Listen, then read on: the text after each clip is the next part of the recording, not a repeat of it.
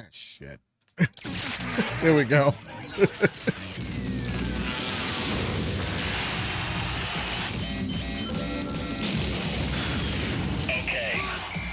we've got good news and bad news. The good news is these games kick serious butt. The bad news is you're the butt. You are not ready.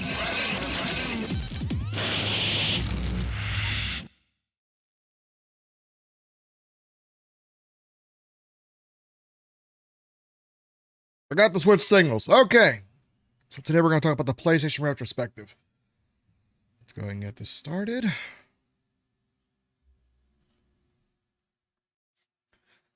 So the PlayStation 1, the original PlayStation, released in 1995, September 9th. This was a big deal.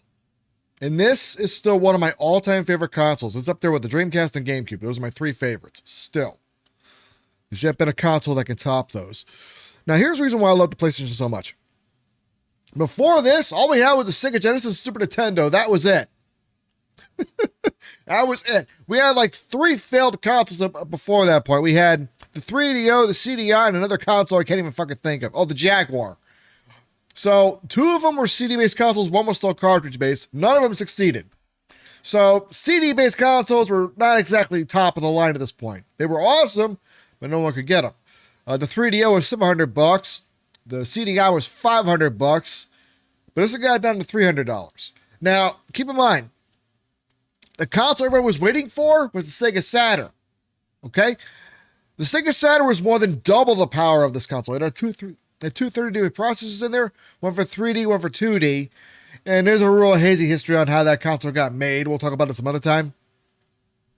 But the PlayStation seriously was Sony's first console. Now, some back history before the console even got announced. Nintendo, at the time, had negotiated with Sony to make a CD-based add-on for the Super Nintendo. Now, why they do that? Because the Sega CD was already out, and that sold 1 million units. So, Nintendo was like, we can make a CD add-on for our console to combat that. Now, Sony had made a prototype that worked pretty good. It was basically this, but with the Super Nintendo combined. But Nintendo looked over the license agreement, and it turns out Sony would retain exclusive licensing for the console. Nintendo didn't like that, so they basically broke their deal off with that. Problem. Nintendo did it publicly at CES 1993, which really made Sony look bad. Okay, I mean, they literally went up right after Sony's press conference that says, hey, here's the Super Nintendo CD. We're going to call it the Nintendo PlayStation. It was actually the prototype name for the console. It wasn't really called that at launch. It was on the Super Nintendo CD, obviously.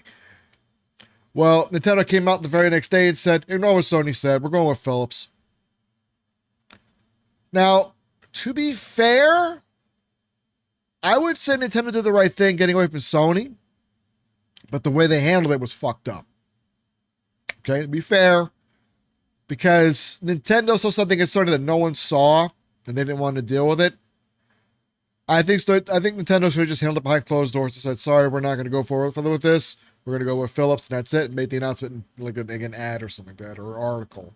That would have been the smart move to do. But no, they embarrassed them right in front of literally an entire audience and basically the whole world. And that gave Sony their free ride with the PlayStation. Now, if you saw the promotion video for the Sega Saturn, it looked kind of impressive. Like a little bit better than the 3DO. I wouldn't say it was impressive, but it was enough to say maybe. The problem was the Saturn was $400. PlayStation was $300, and it was like literally less than half the power of the Saturn. So we're like, I don't know. We'll see. Let's wait. So, oh, by the way, the Saturn was also unofficially released in late May of 1985. It was released in September. Got released in May. It was rush released. And there wasn't even enough units to even satisfy customers. There was also no games out there. There's like 4 games for like 4 months. That was it. So, we're getting close to the PlayStation release. All of a sudden, Sony, September 1st, I believe, released a promotional video showing the PlayStation, and it looked impressive compared to what the Saturn looked like. It looked impressive. And for $100 less, I mean, there was no argument. You go for the PlayStation. Say, sorry, Sega, we're going to PlayStation. So people did, and it sold very well. Now, what about that Nintendo thing? Well, the Nintendo 64, which is called the Ultra 64, was supposed to be released in spring of 95. Problem was getting pushed back because of the changes to the console. Long story short, Nintendo came out a year later. Now, people make the argument PlayStation was better. That's why it sold better than the N64. No, it just released a year earlier than the 64 released. 64 released a year later, in August of 96. That's it. That's all. Now, would a PlayStation still beat Nintendo in the long run? Probably. I think Sony was still beating the long run because, well, PlayStation was $100 more. The games were less expensive. They're like $50 tops. Okay, this was a multi-disc game. It was cheap, and some games were even cheaper off the bat. They were $20 right off the bat. Also, unlike Nintendo, Sony released demo discs for like $5. So if you couldn't afford to get a full game, just buy a demo disc. $5 when you get like 6 games, 12 games right off the bat. They were demos, but you can still play them. Okay, so you can see why Sony did so well with the PlayStation 1. And seriously, I got so many hours of entertainment with this console. There were so many great games, and we're going to go over those right now. So let me go ahead and get this started.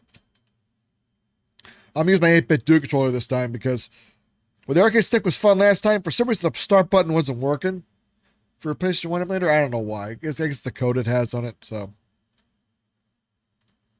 let's go ahead and get started. Now we're going to start with the demo disc that this came with at launch.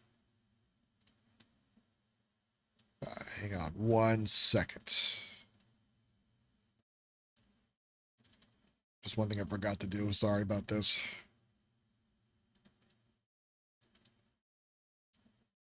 Copy that.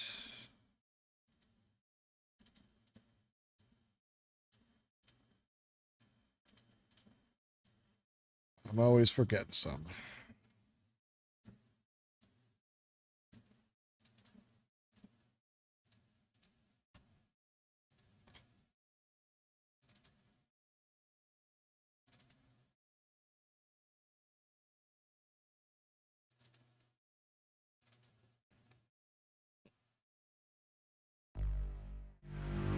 And yes, it works this time.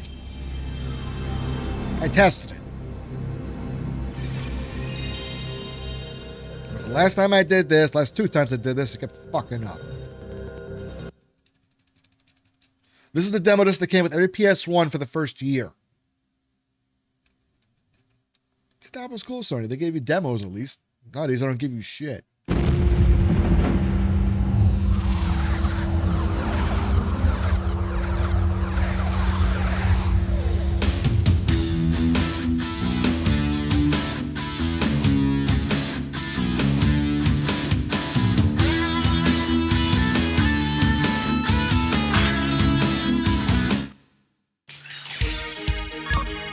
We get a bunch of demos right off the bat. Let's start one of the first ones.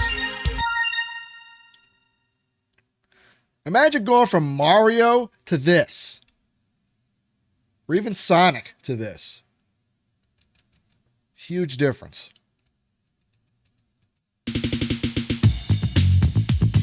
Jumping Flash.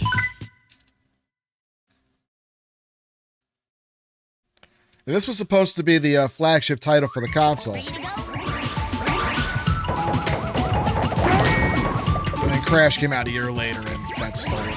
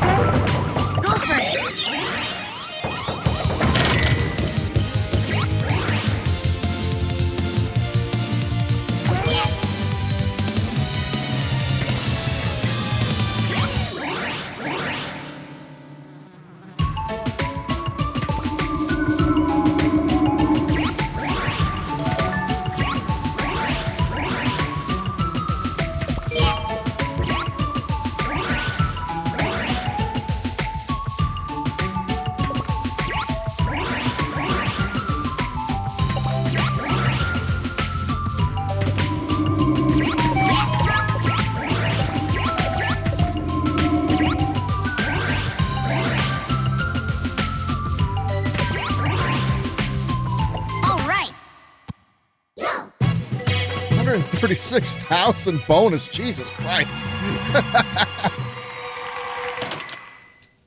I still have no idea what causes the extra bonus in this game still. And no one can figure it out. I don't think anyone has.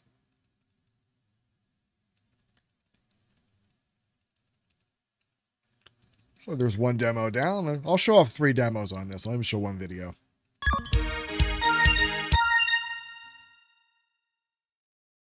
This was a fun fighting game back in the day, but it hasn't aged well.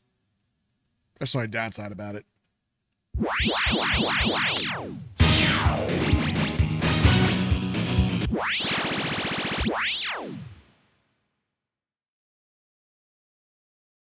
Yeah, get used to the load screens, by the way. Yeah,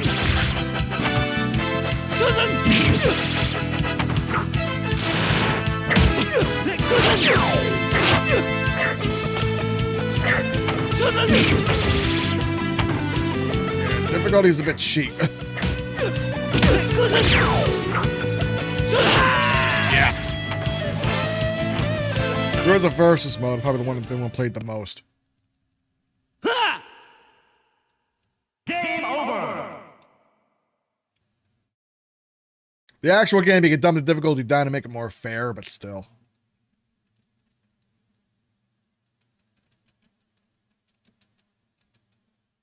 Get used to the load time. This is the first time we got used to load times, by the way. Most games didn't load because they're on cartridge, but we're on disc. It had to load because it had to load to the memory.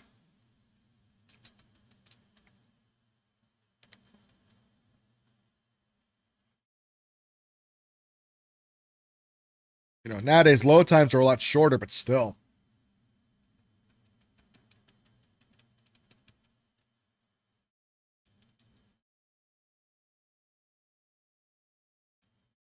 Although nowadays they're finding ways to get around load times, they're just making it so that the game picks up exactly where it left off at and just loads from there. They're finding ways to do that with the Xbox Series console, and PS5 is a whole different story. 2, 1, go!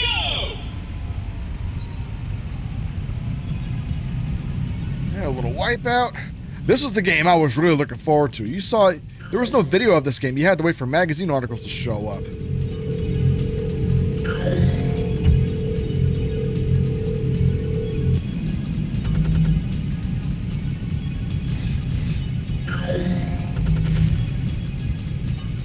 Roll case.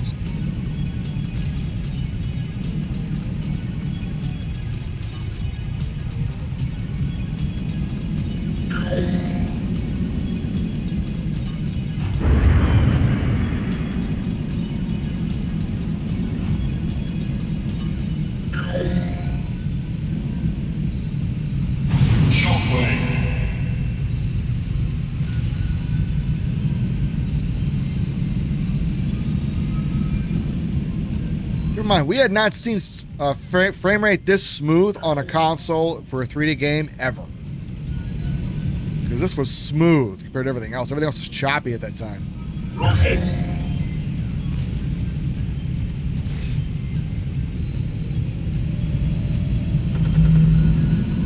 It just shows that, like, optimization means more than power.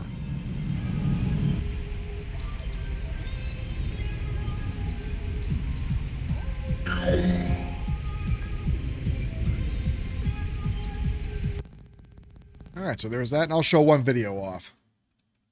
Something that was set to come out. But look at all the demos you got in here. You got, some of these are just watchable, like these. Some of these were just insane. Look at this. I'll show this one off.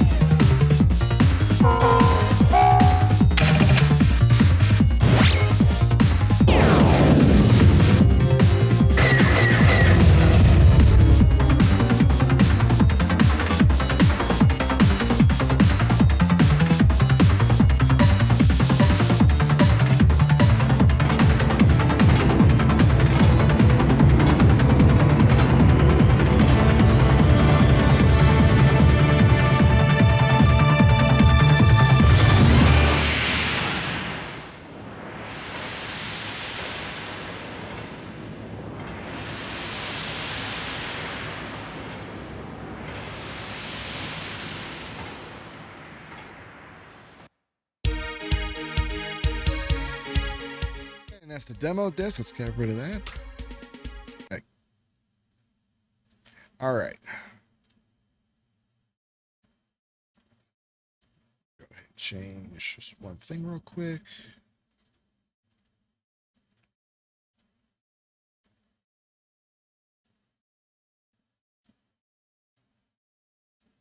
All right, let's go for now. The actual first game I got for this was a game called Cyberspeed. Oops.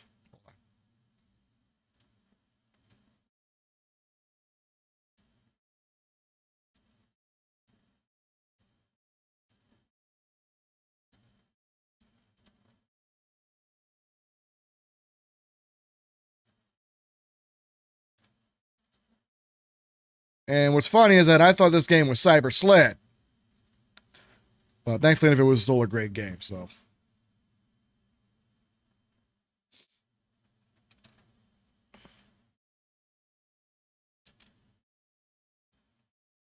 Oh, man. I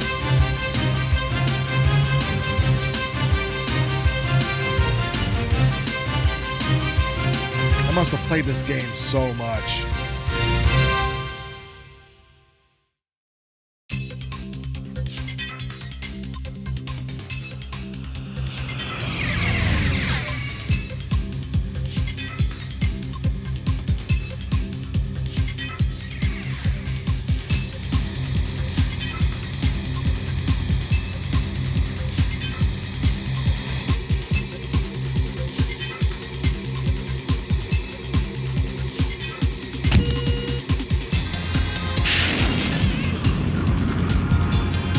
Come on, we didn't even have full motion videos in games yet. This is the first time we actually saw that.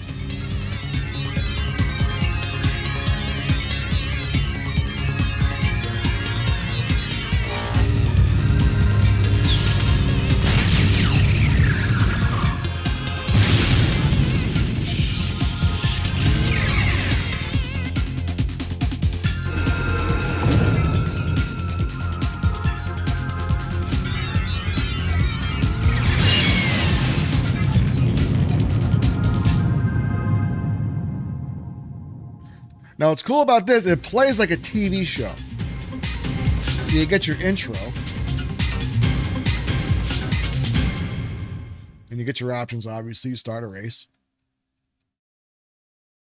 This is Cyberspeed.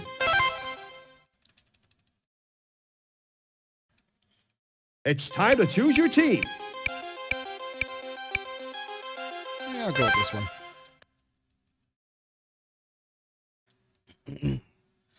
Again, load times, we had to deal with them back then. Nowadays, they're not so bad. Nowadays, they're pretty fast. 3, 2, 1, go! 8 laps to go.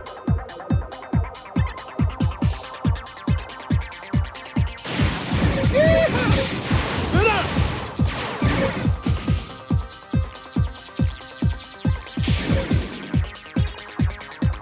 Great corner. 7 laps to go.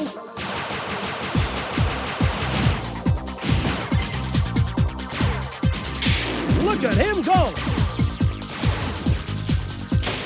Watch out. 6 laps to go.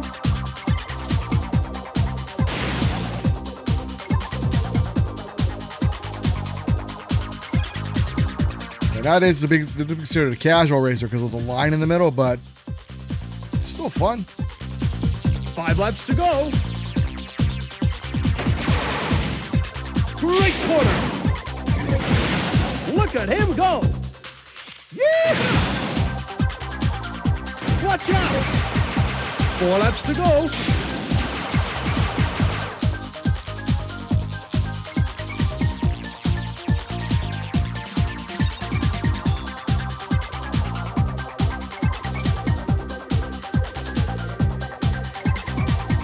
Three laps to go.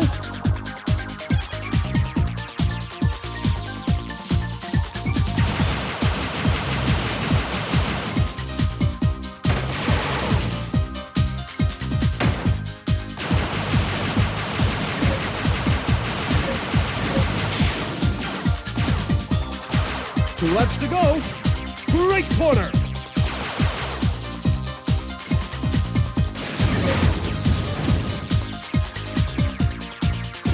Watch out.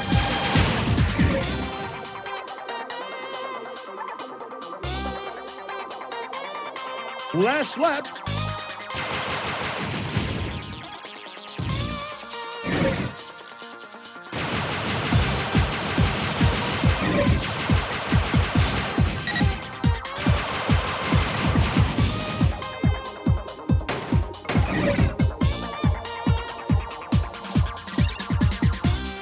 I got podium. I know. Watch. After it shows the results, it's gonna go show a commercial. Wow, what a race.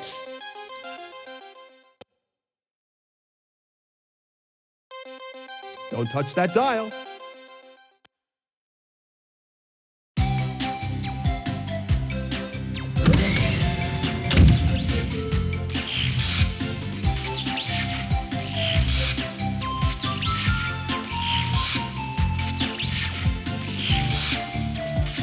From the labs of Bochet Enterprises, we are proud to present the Bochet 14 Accelerator. This process is guaranteed to be absolutely safe.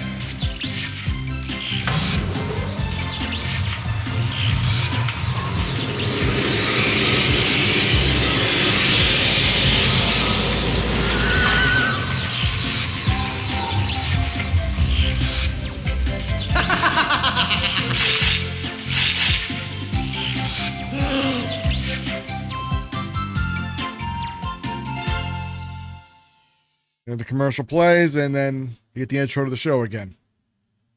Welcome back. Oh, never mind. It only does that when you lose. Okay, cool. All right. That was Cyber Speed. Good game. The only problem was I thought it was a different game entirely.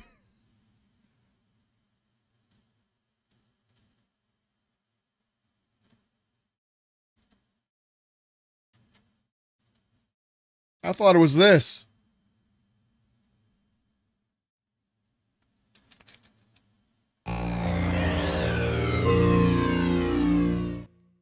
If you look at the box art, you would have thought it was this, but it wasn't. It was a totally different game.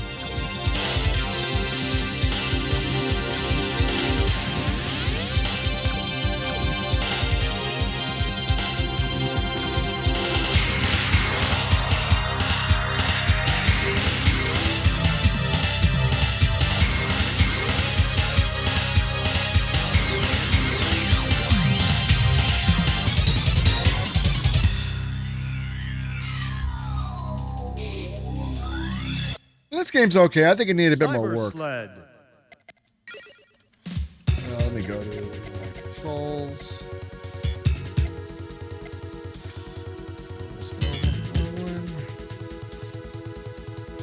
I'm stuck with that. Okay.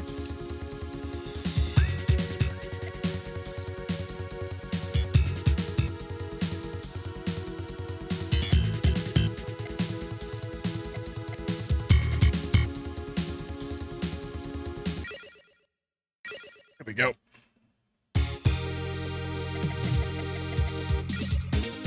Madison Hawk. Your opponent is Amanda Bates.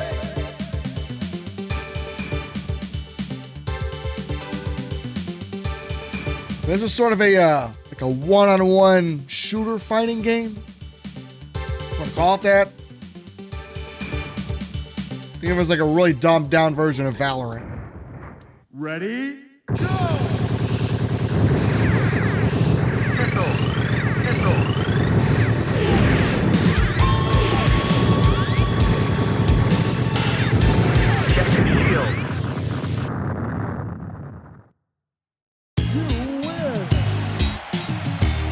Your opponent is Roger Wolfbang.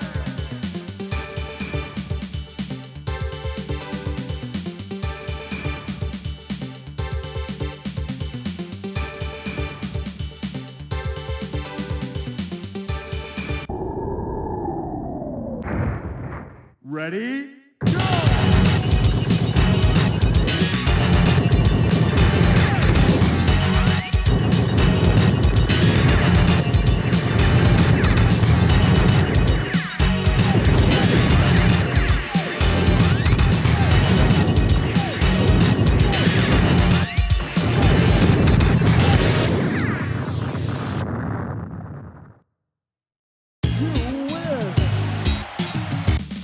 opponent is Rexer Ironside. Keep in mind, we're doing launch titles first, so these are all launch titles so far.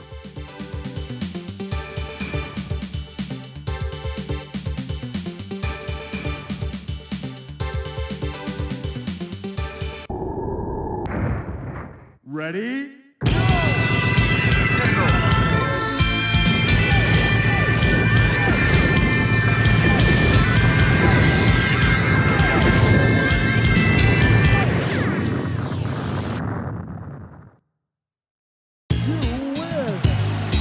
Your opponent is Victor Rodriguez.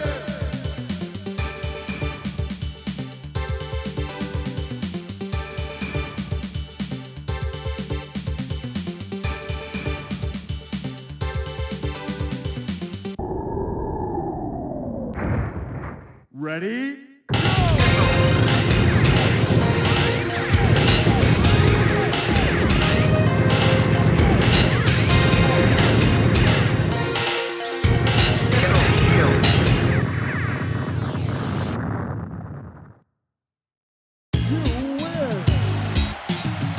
Your opponent is Alan Stryker.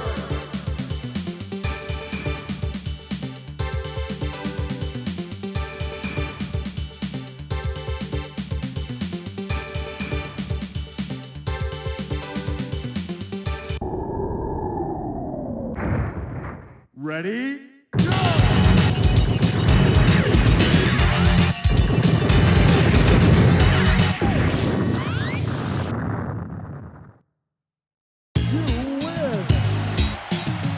Your opponent is Sophie Chrysler.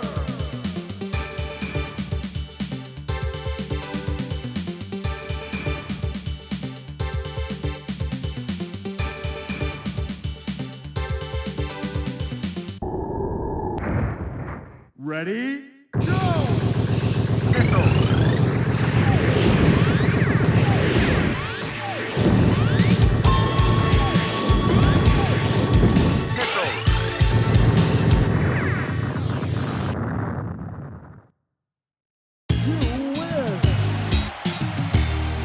Your opponent is Hans Baird.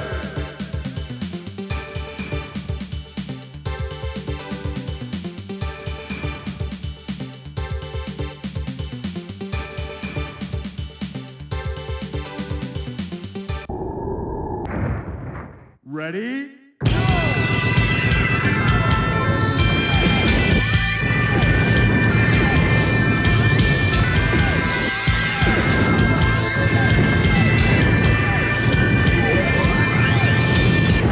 Ah! Got me. Ah, well. Got pretty far, though. You lose.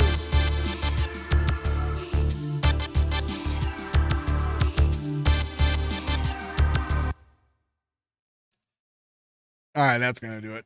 So let's go ahead and go to the next game. This is the game over screen. Game over.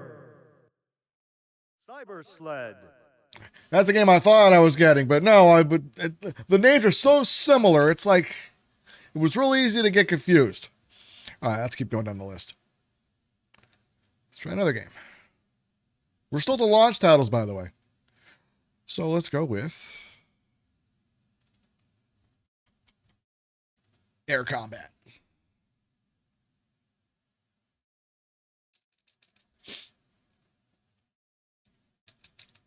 Got a lot of Namco releases at launch.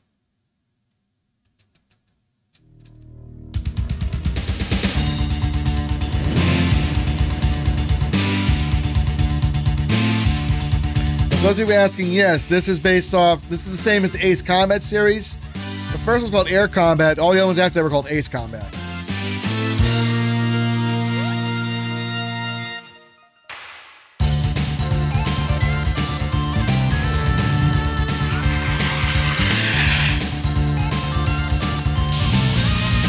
You want to play an Ace Combat game?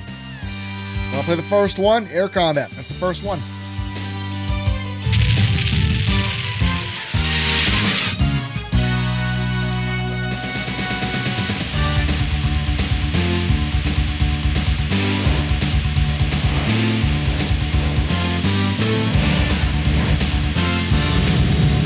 Oh, by the way, the PS2 did not come with a demo disc at all. PS1 did.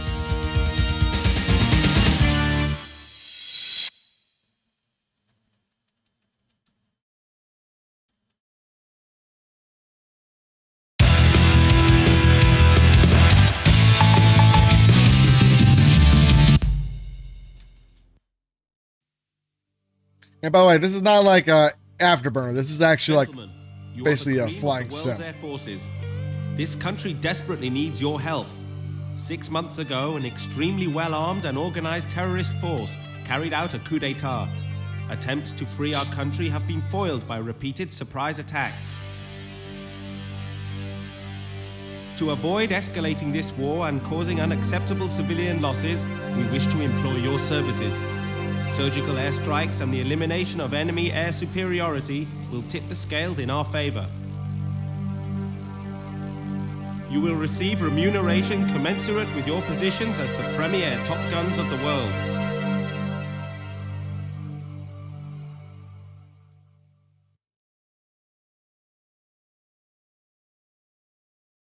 Yeah, also, the later Ace Combat games are the ones that have stories in them.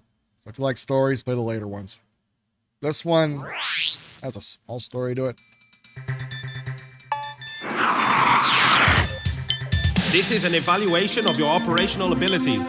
Intelligence reports an enemy supply unit moving to resupply their forward positions. You should have the advantage of surprise. We should have localized air superiority for the duration of the operation. Target, C5A supply unit.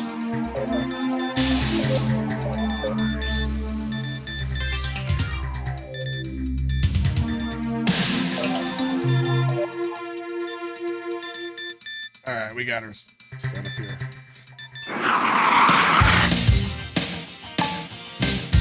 F4 or F4?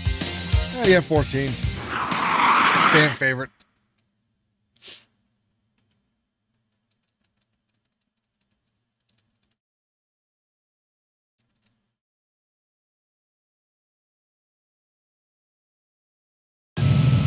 Ready? Break now!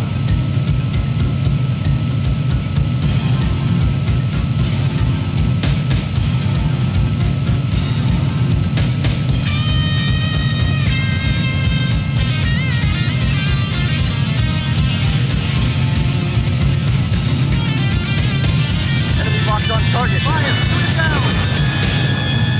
Bingo! Yahoo! Focus on our six. Stay with them. Take off. Enemy in sight. Fire! Shoot down! Enemy targets located. On our right. Warning. Focus on our six. Left on our right.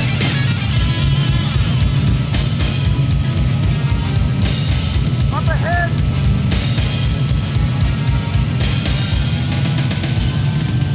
Enemy locked on target. Fire! Shoot down! Quick shot!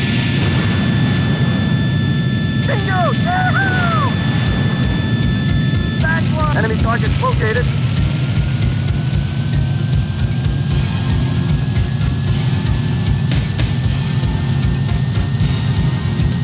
Enemy locked on target. Fire! Shoot down! Wasted!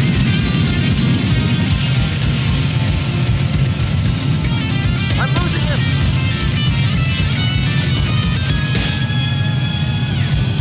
Enemy targets located.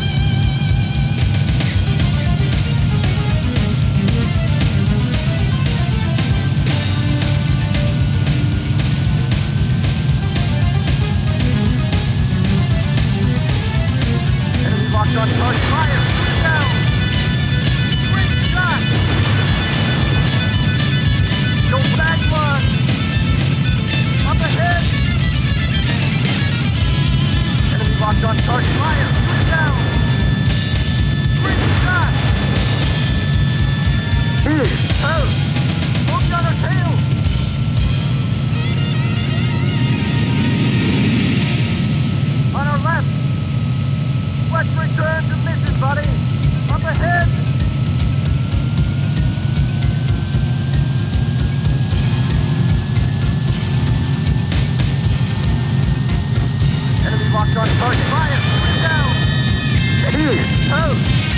targets located.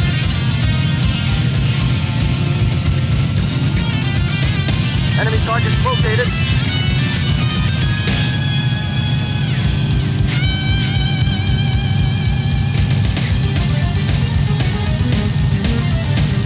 Enemy locked on target. Fire! Shoot down! Great shot! Blew him away! Great shot! He's out! Mission accomplished. It's not hard to play either. You gotta love these soundtracks. These games had great soundtracks.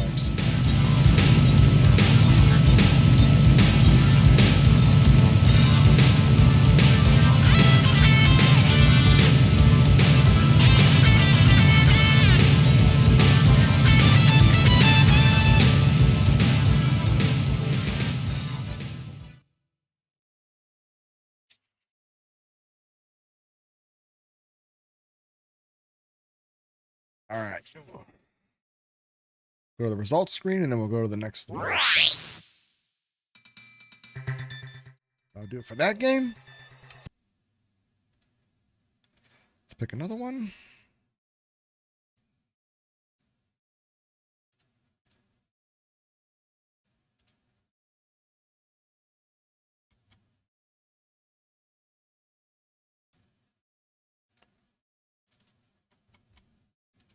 Tekken.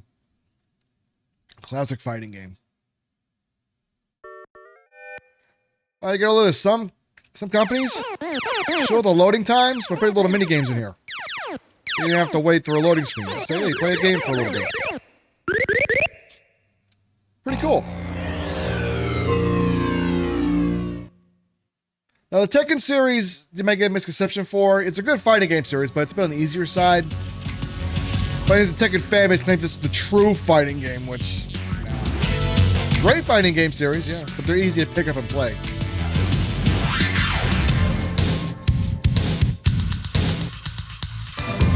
Like, literally, I signed up for a Tekken tournament back when Tekken 7 was out. I almost made Grandmasters. I never played a game before in my life.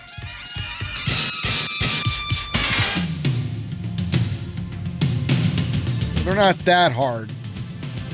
The more technical stuff you gotta learn, that's where it gets difficult, but I mean, if you know how to button mash, you can beat them up just fine.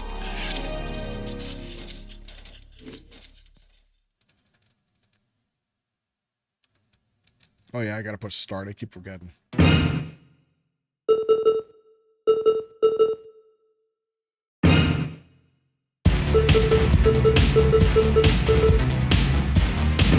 Gotta pick Yoshimitsu. I don't think he's in the games anymore. The way it works is that you got a left punch and a right punch, a left kick and a right kick.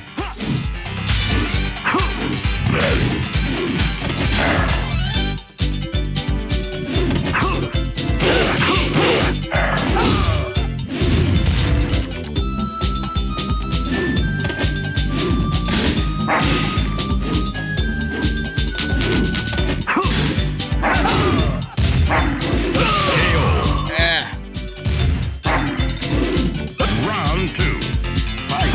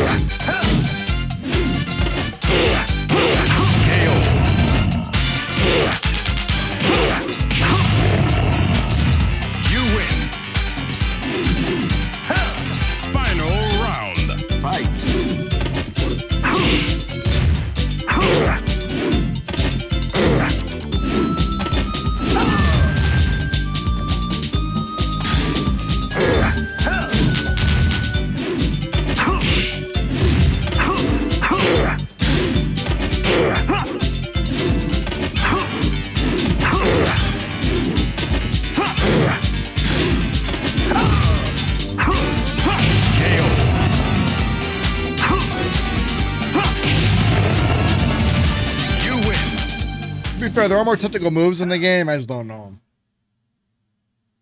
Round one. Fight.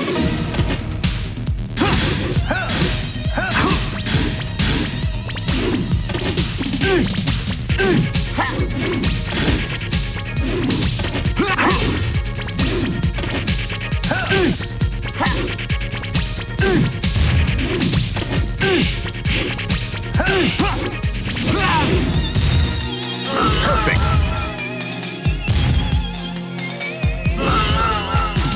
Round two. Fight.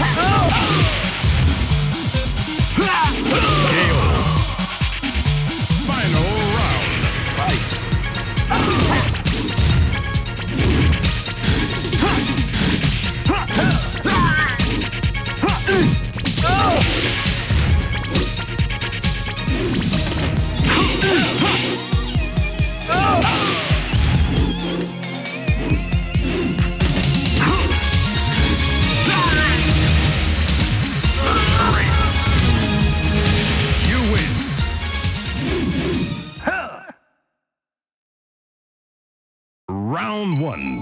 Fight.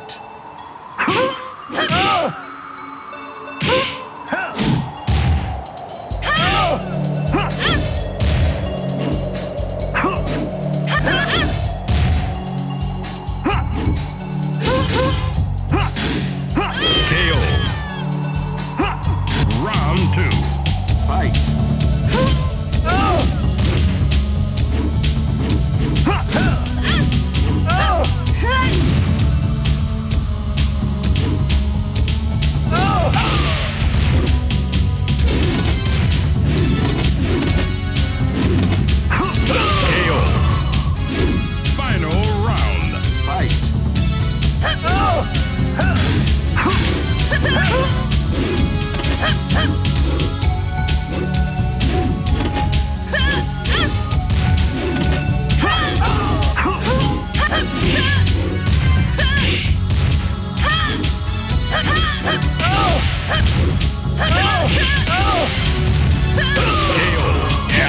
She got me. You lose. Continue. 3. Game over. Great fighting game. Don't get me wrong. It's great. Of course, you compare it to the later games in the series. Obviously, the later games beat the shit out of it, but you know how it is. All right. That's it for that.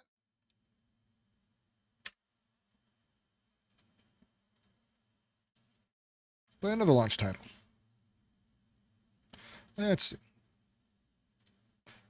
So we can also try.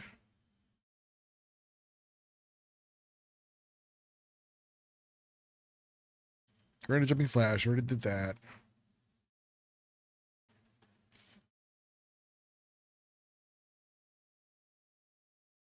What was another good one? I got a bunch of them. So we got.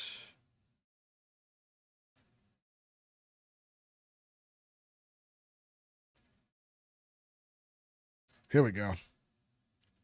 Ridge Racer.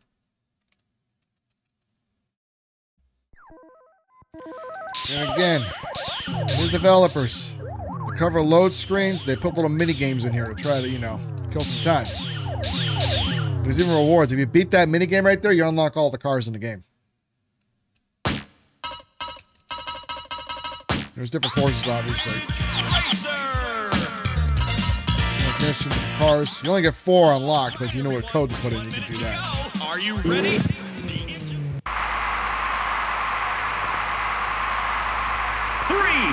2, 1, go! Wow, what a start! This is just what I wanted to see! 2 laps to go!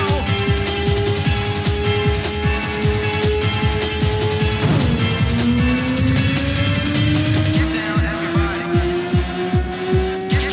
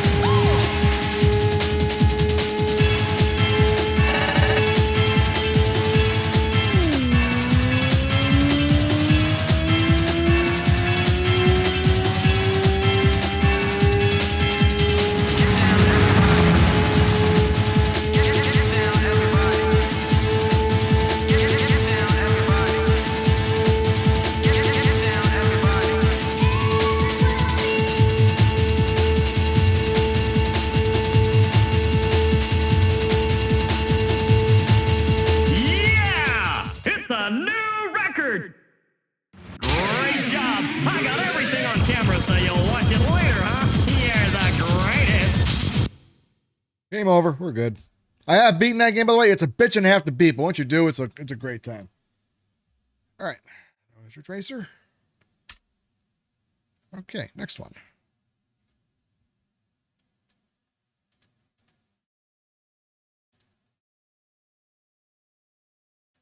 Next is the Raiden project.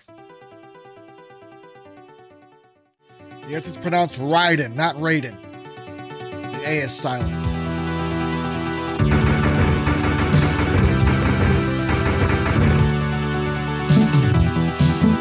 Oh yeah, by the way, for some games, the circle button is accept. That's the Japanese controls.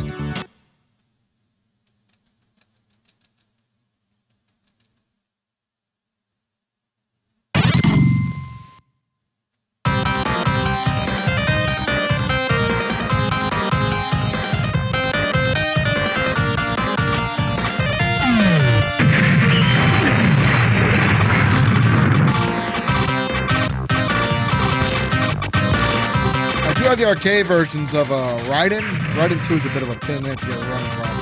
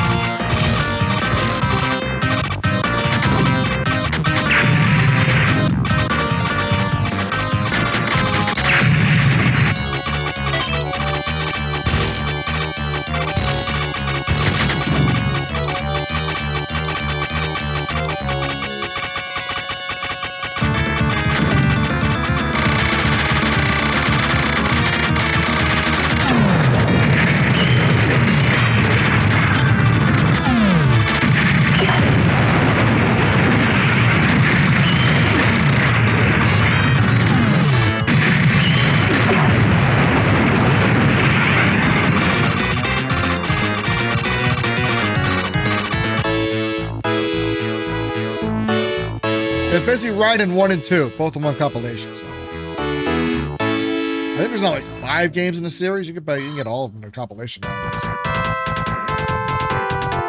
Well, that's okay. We're good with that.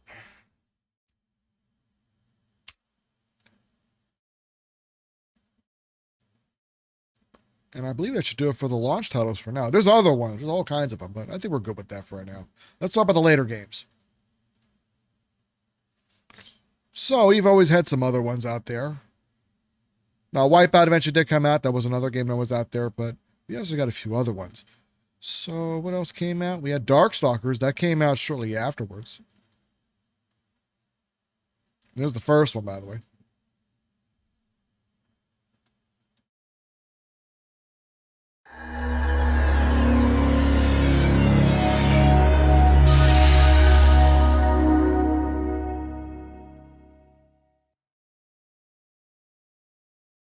Well, Darkstalkers 3 is the better one of the two, but the first one's still a great game. It's fucking hard, though. It's got that Capcom fighting game difficulty.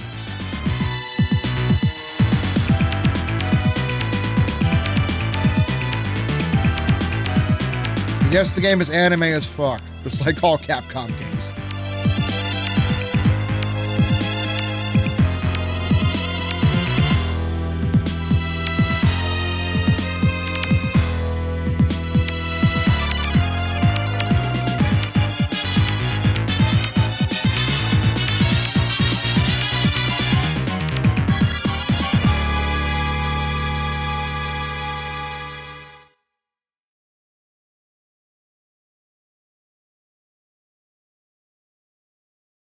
Let me drop the difficulty in this. This is going to be fucking hard.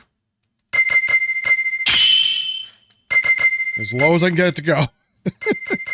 Yeah, that makes sense. And like always, put my girl.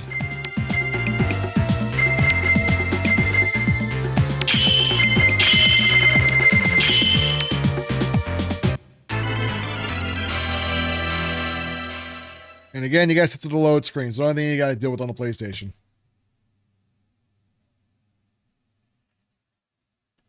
Get ready. Fight.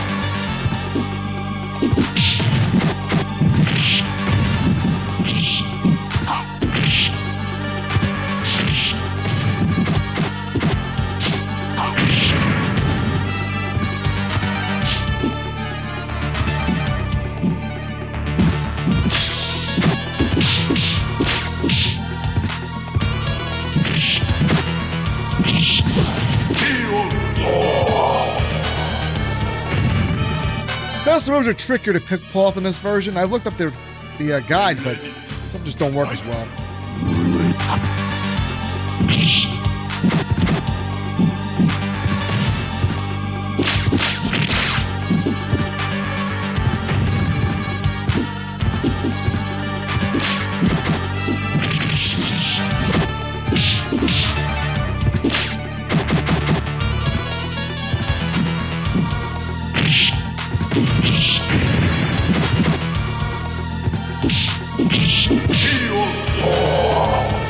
Oh, I forgot it's... Oh, shit. I forgot it's R1. I think it's R1 and R2, but just normal fighting games. I'm fine.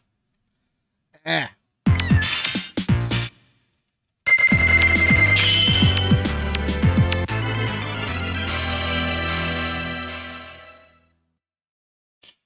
Everything it's R1 and L1. It's supposed to be R1 and R2. That's how it is on modern consoles. For your heavy attacks.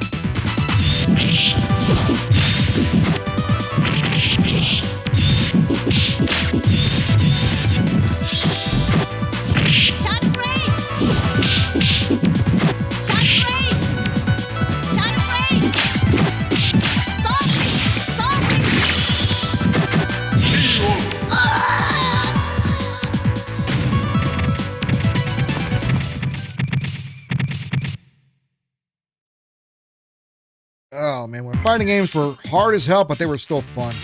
You feel like you earned something when you beat these games.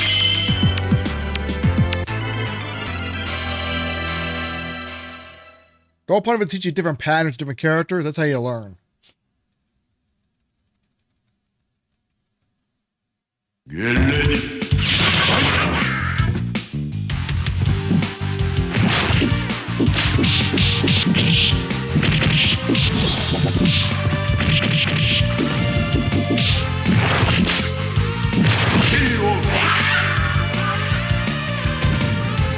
That was easy. Get ready.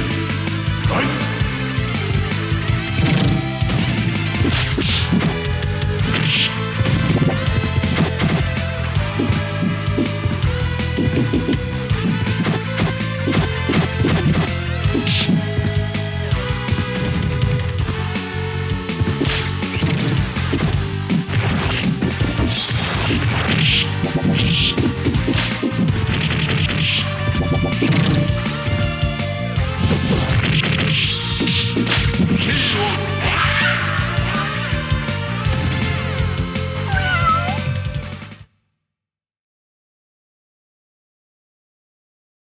The only thing that breaks it up is the loading times. The only thing that breaks it up. Other than that, it runs fine.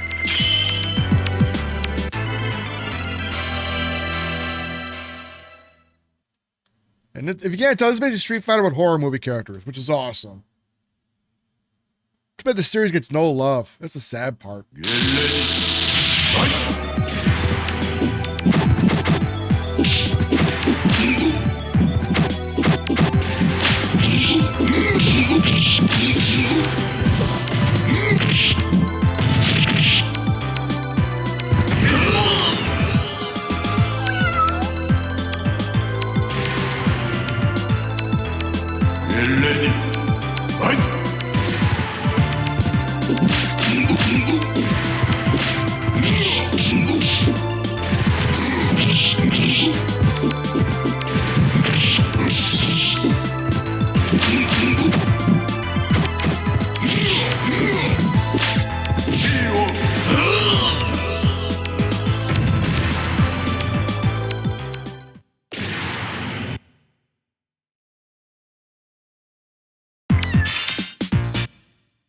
I don't know if I'll beat the game today. I'll be quiet after this fight. I'm not going to beat the game. Because we got other games to go through. There's plenty of them.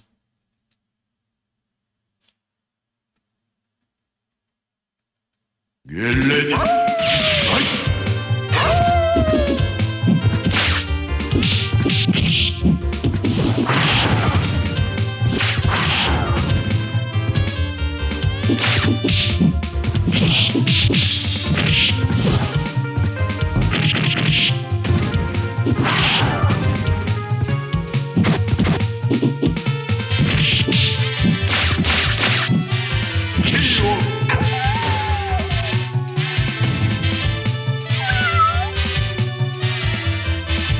Get ready. Fight.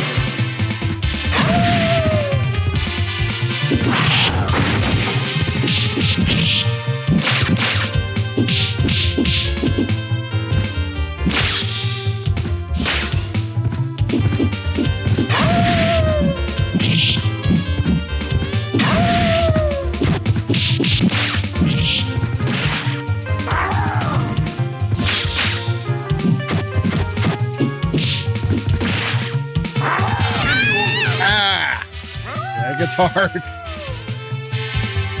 Get ready. Fight.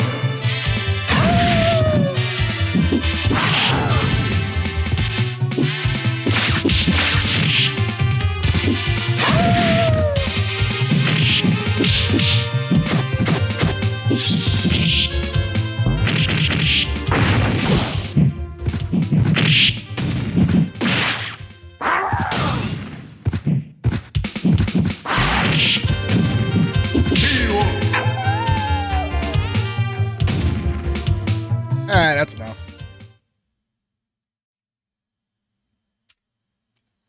That was Darkstalkers. Apparently I still got it. Alright. Let's go to another game that came out later in the lifespan. Let's try...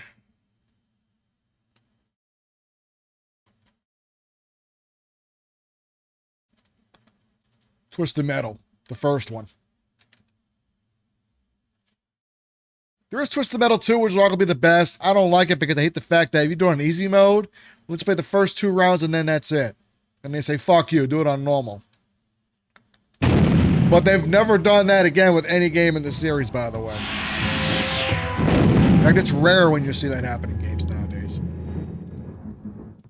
But to be fair, they did put cheat codes in there to beat it easily, so, you know, take it or leave it.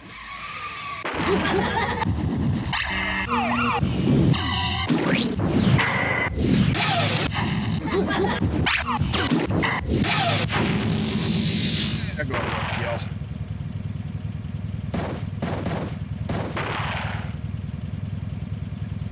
This I can't do with an arcade stick, not that easily at least.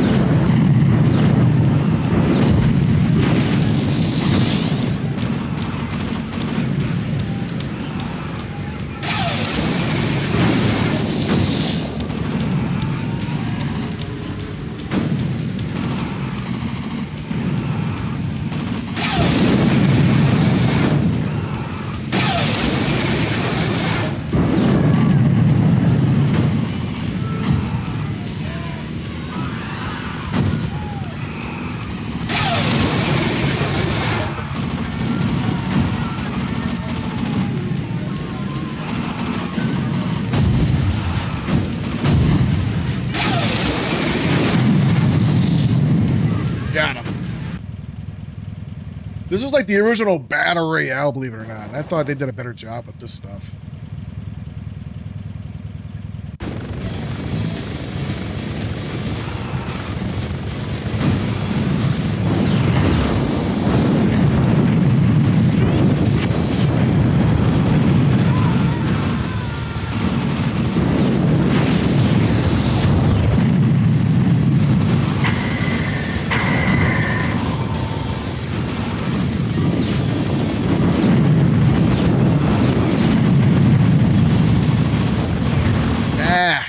Yeah, you got lives in this. 3 lives. That's how you get.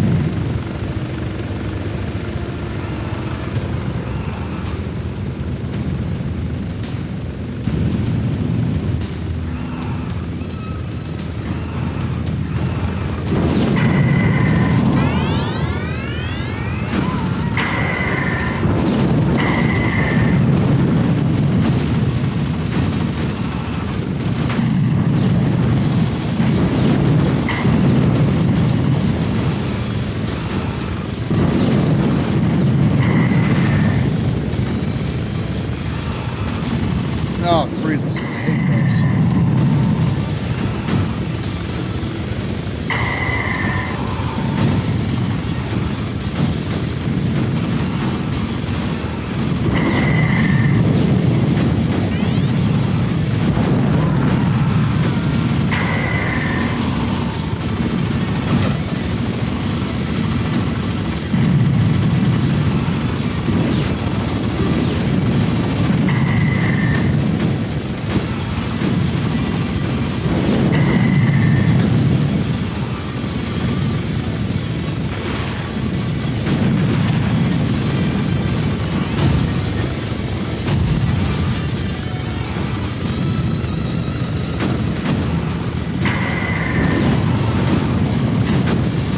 Still not dead? Jesus Christ.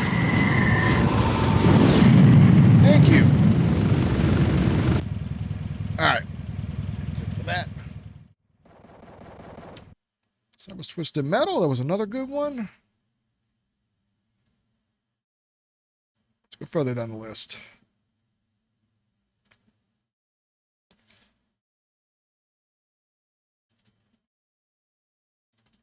Resident Evil.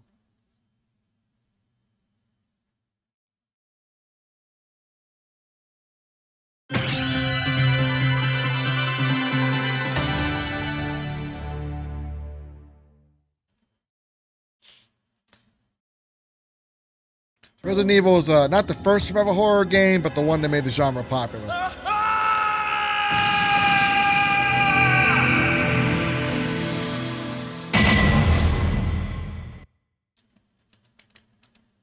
The original. Resident Evil. Now, one thing about this game is the god-awful voice acting and the god-awful cutscenes. In fact, one of the actress who plays Jill Valentine, both her voice and her main character in the cutscenes, swear to God, no one can find her. Like, she literally fell off the face of the earth.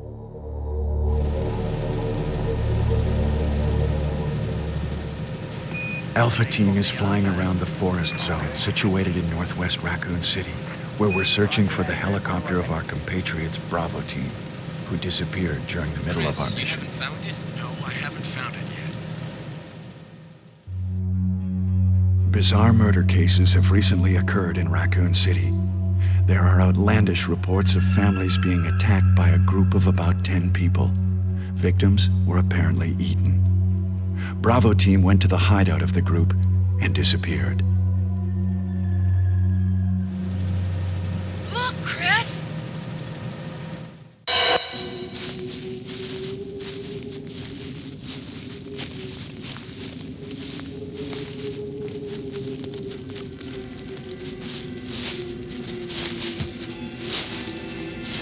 It was Bravo Team's helicopter.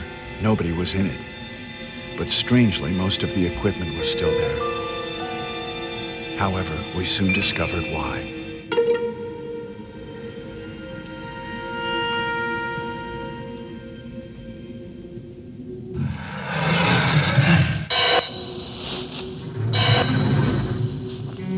Hey! Come here!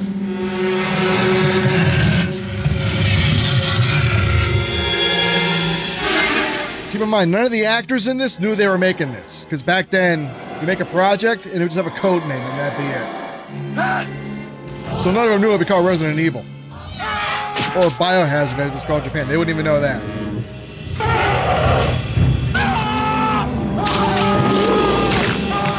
Joseph!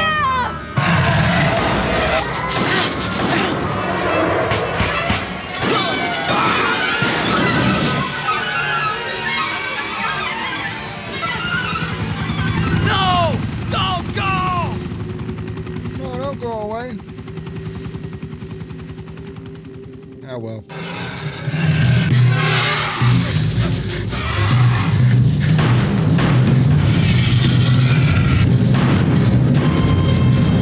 Jill, run for that house! Yes, this is bad, but the game is awesome. Listen, no one defends these cutscenes. I haven't seen a single person defend them. They just say, you know what? It's shit, but enjoy it. Chris Redfield.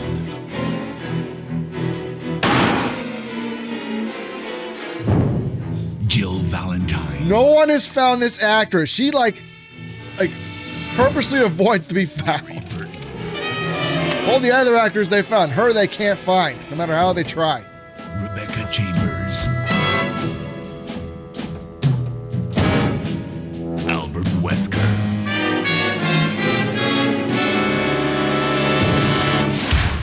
Resident Evil. Come on, this is when games were trying to go for Hollywood by this point, way back in 1996. That's when this game came out, 95, 96. It was like, I think 6 months after the console launched. What is this? Wow, what a mansion!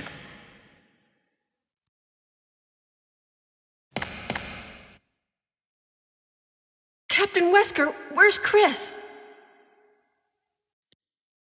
Stop it! Don't open that door! But Chris is... What is it?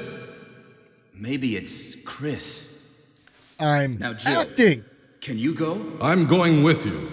Chris is our old partner, you know. Okay, let me handle this. As you can tell, most of it was just one take, and that was it. That's all they had time for. Or all they could afford. Stay alert.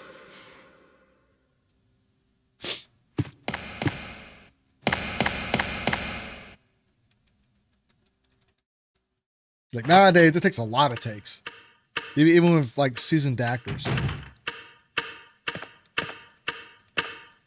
A dining room. Because the voice acting comes first, and then they animate over that usually.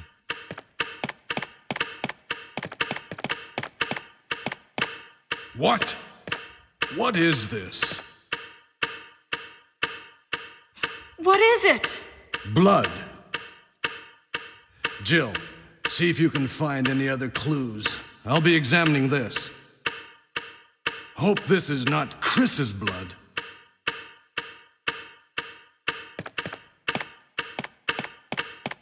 I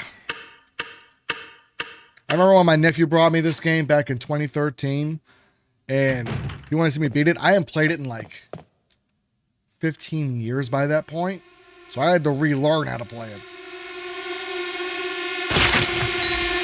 This was the first time I got hooked on it for a while.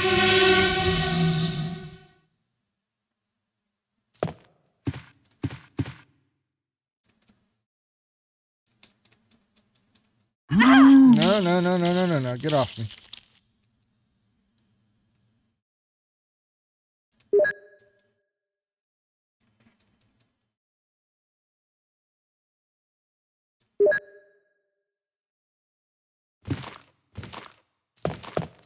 Thanks. Have a nice day.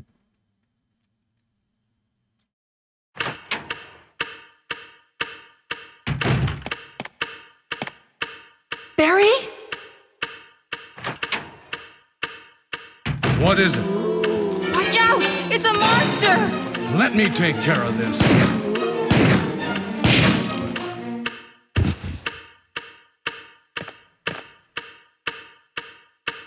What is it?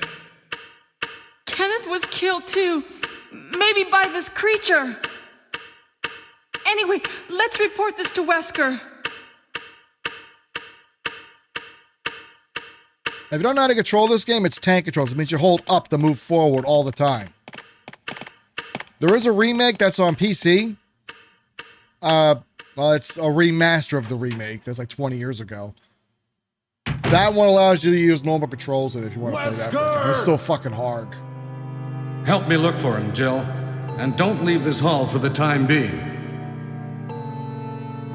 Alright, so in order to get past this part, just go up the stairs.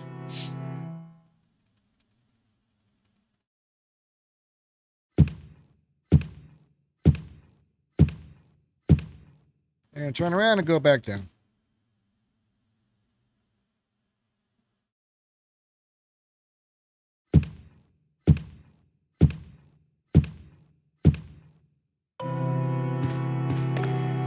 Find anything, Jill? Nothing. What is this all about? I can't figure it out at all. Beats me, too. Now it's Wesker's time to disappear. I don't know what's going on. Well, it can't be helped. Let's search for him separately. I'll check the dining room again. Okay, I'll try the door on the opposite side. This mansion is gigantic. We could get into trouble if we get lost. We should start from the first floor, okay? And Jill, here's a lockpick. It might be handy if you, the master of unlocking, take it with you. Thanks. Maybe I'll need it.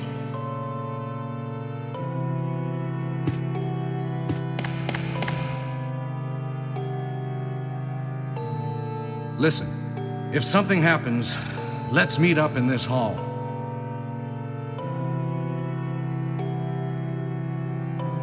This time, I'll be there. Okay. Good to know.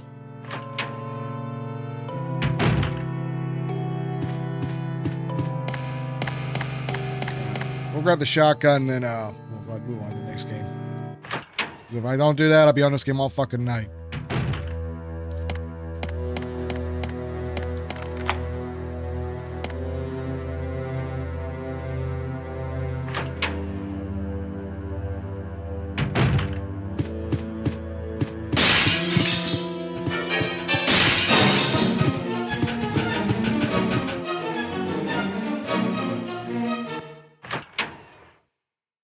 But first, I'm going to take out those two dogs.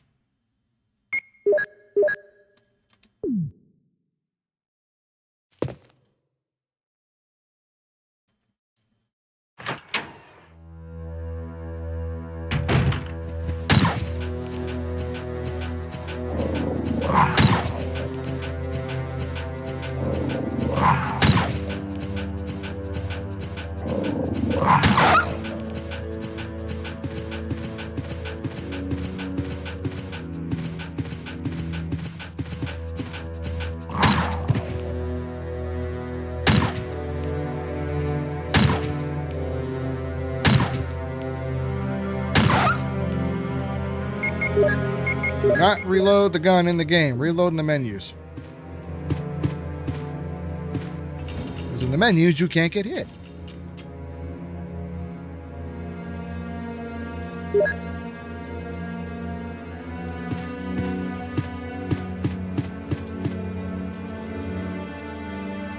Alright, we're going to grab the shotgun early. To show off one more cutscene before I move on to the next game.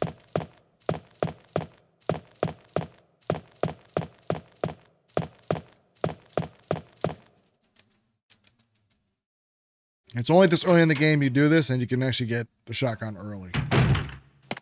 Try to do a little later than this, I think you can't get it. You'll just die.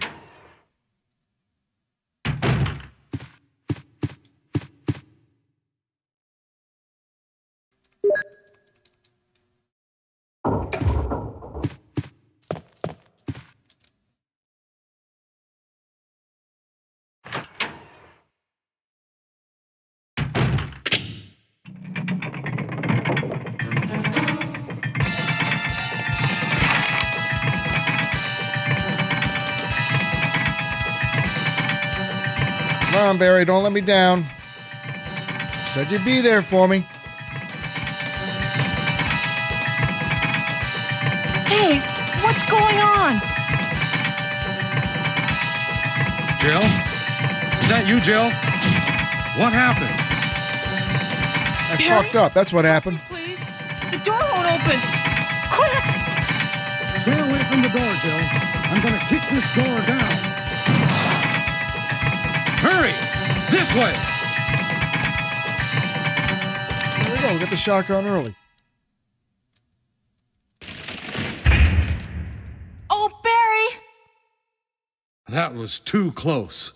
You were almost a Jill sandwich. You're right.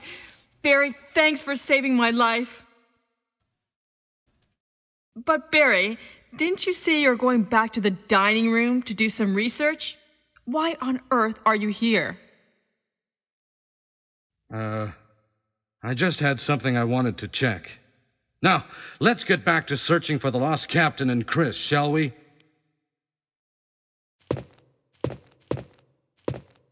Thank you, Barry. Yeah.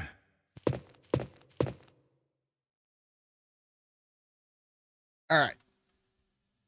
That's it for that.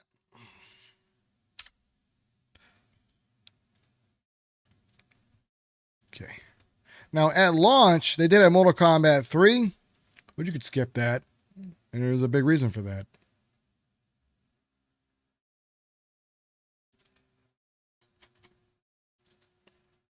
It was the Mortal Kombat trilogy.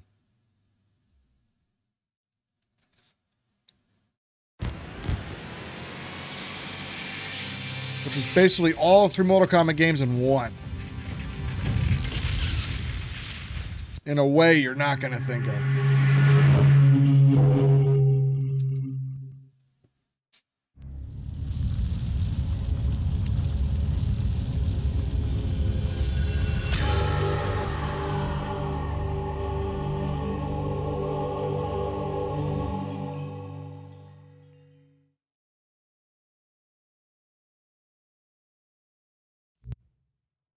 All right, we'll skip the opening scenes. We don't need that.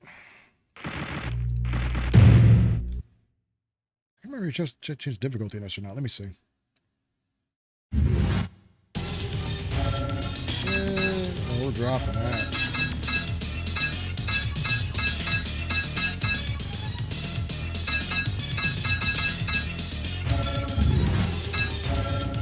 Let me see.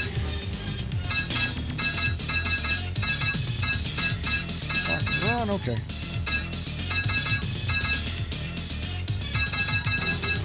The Mortal Kombat's different. Mortal Kombat, it's the buttons are different. It's high punch, low punch, high kick, low kick instead of the other way around. So.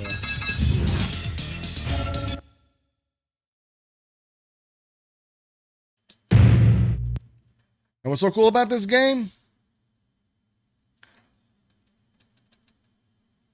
Give it a second. Every character in the first 2 games is in this one. Now, I believe you push start or something. Oh, never mind. I picked Scorpion, my buddy. If you hold star when you pick a character, you can change the different characters in there. You get the Mortal Kombat 1 characters. And again, you gotta sit through the load screen. So the only thing you gotta hate about this version.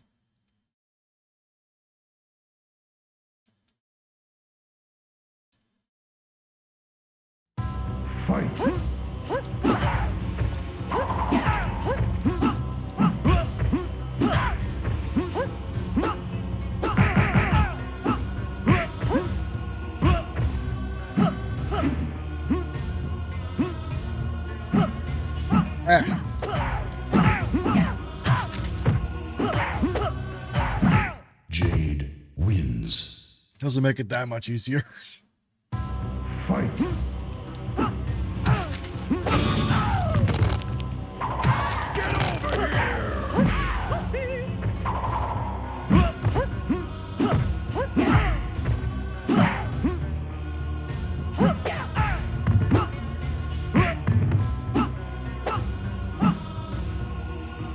I can't get into a teleport, damn it. Yeah. Jade wins. That's the easiest difficulty, too. These games were brutal back in the day. Oh, well. Alright, well, I showed it off, at least. You get all the characters, so it's actually a good game to play, but man, it's fucking hard. We'll cancel that out. Okay, now we're going to start getting serious. So now we're going to go with what is the most highly acclaimed game on PlayStation.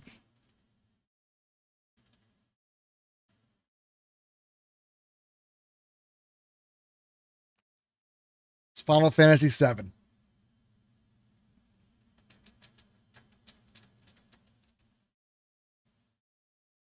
This game was a big deal when it came out.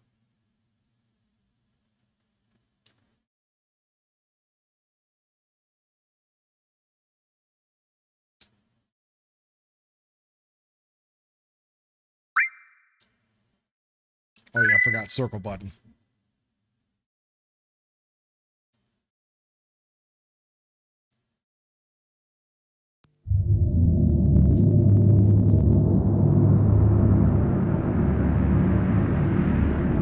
Yeah, this was supposed to go to Nintendo 64, but the cartridge format wasn't big enough to hold this game, so they put it to PlayStation instead. Even though it was a 3-disc game. What's funny is most of the games on disc 1 and 2. After that, disc 3 is just the final boss.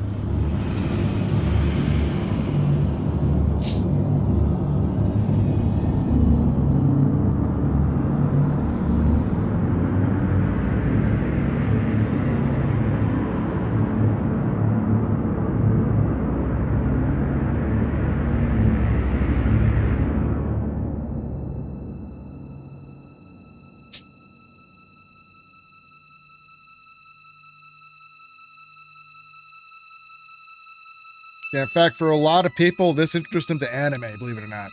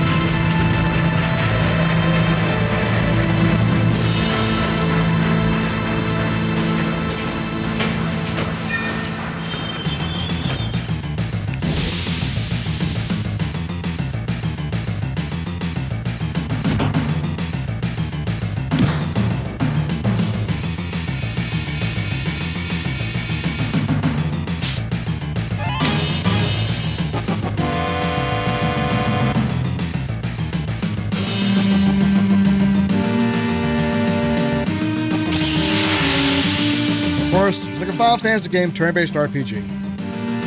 It's a pretty good one, though.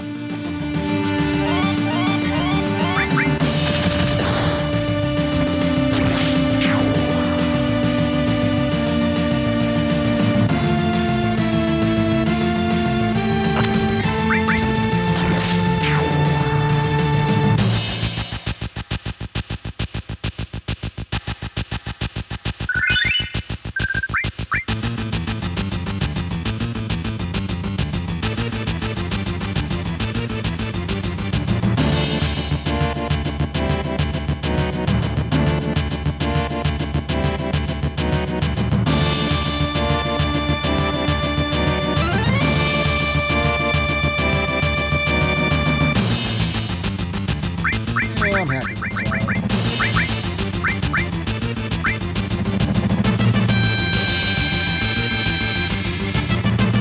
There was no voice acting in these games. It was all text, so that was all I could fit on there.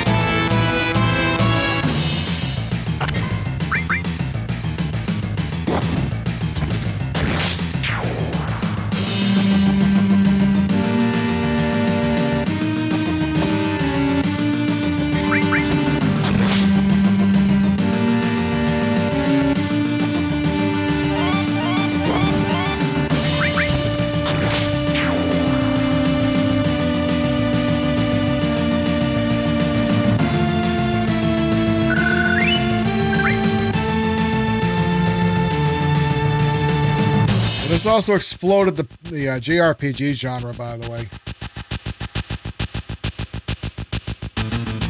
After this, everybody wanted an RPG. Didn't matter what it was.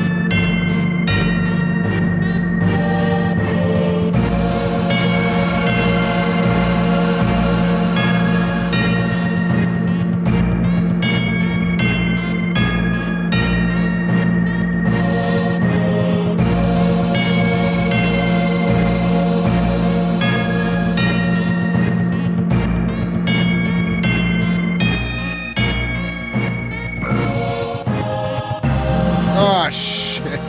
Pushed the wrong. Damn it. No, let me back down. I gotta go out.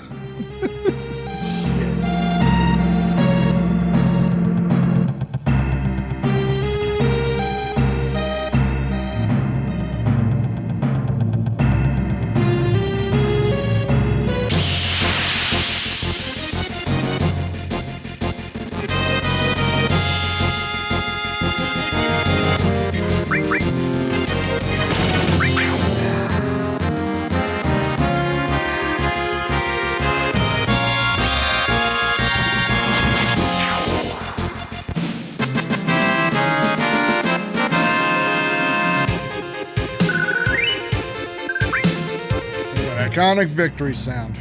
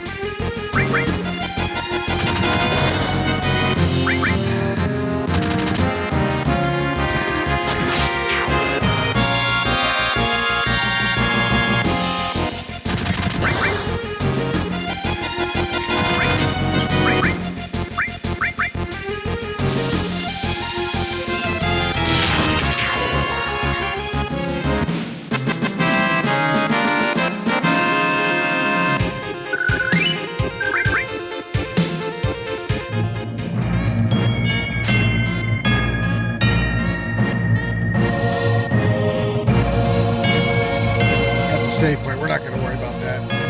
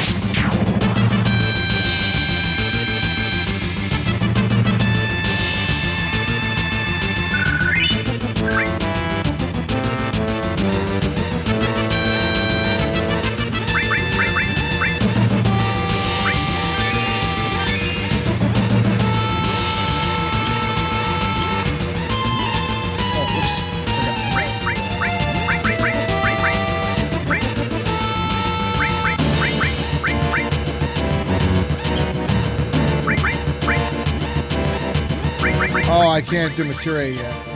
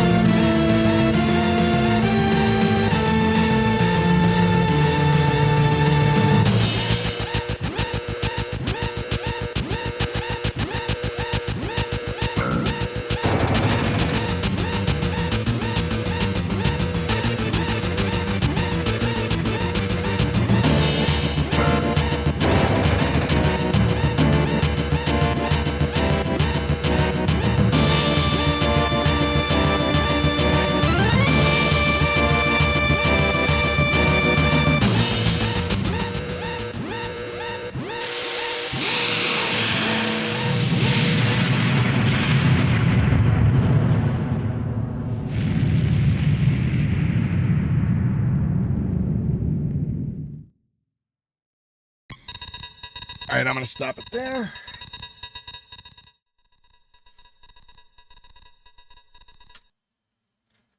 Want to see more? Play the rest of the game. Great game, by the way. Great game. I would say maybe it's a 10 overrated, but still a great time.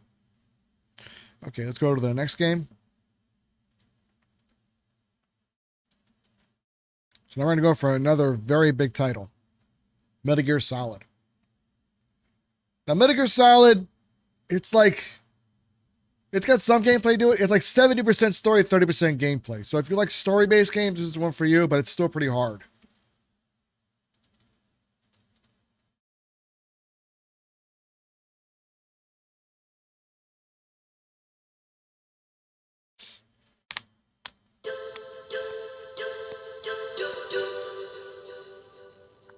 And personally, this is my favorite one in the whole series, because once you go to Metal Gear Solid 2, they throw shit in that story that they don't even explain to Metal Gear Solid 4. Like, seriously, Metal Gear Solid 4 starts, you got 2.5 hours of cutscenes for the first 5 minutes of gameplay.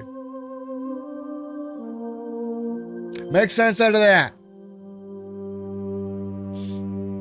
Wish I could do it right now. Every time you move 5 feet, there's a cutscene. Move another 5 feet, there's another cutscene. Move another 5 feet, there's another cutscene. That's literally, I mean, it explains a lot of shit, but you gotta sit through so much just to get to the first level. And then the game really starts. This is way faster. You can beat this game in 10 hours flat. The nuclear weapons disposal facility on Shadow Moses Island in Alaska's Fox Archipelago was attacked and captured by Next Generation Special Forces, being led by members of Foxhound. They're demanding that the government turn over the remains of Big Boss, and they say that if their demands are not met within 24 hours, they'll launch a nuclear weapon. You'll have 2 mission objectives. First, you're to rescue DARPA Chief Donald Anderson and the president of Armstech, Kenneth Baker. Both are being held as hostages. Secondly, you're to investigate whether or not the terrorists have the ability to make a nuclear strike and stop them if they do. What's the insertion method? We'll approach the disposal facility by sub. And then? We'll launch a one-man SDV. After the SDV gets as close as it can, dispose of it. From there on, you'll have to swim.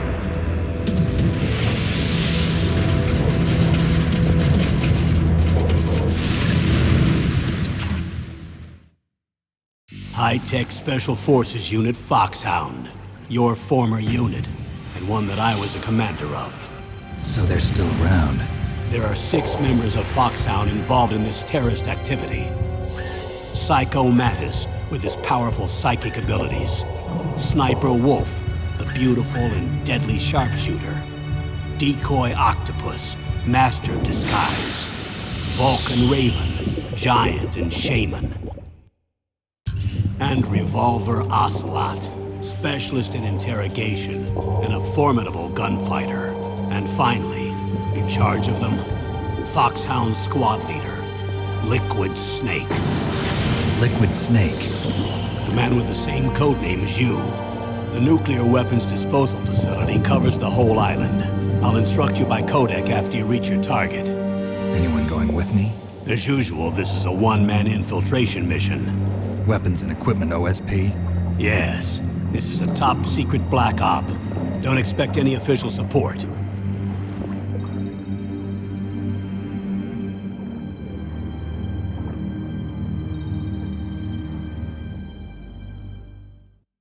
It does what they really tried to push for storytelling in games. They really tried to push for that with this, and they did a pretty good job, actually.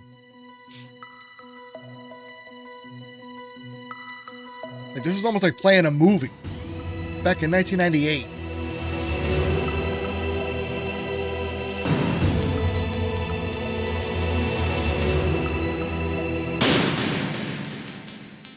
And normal.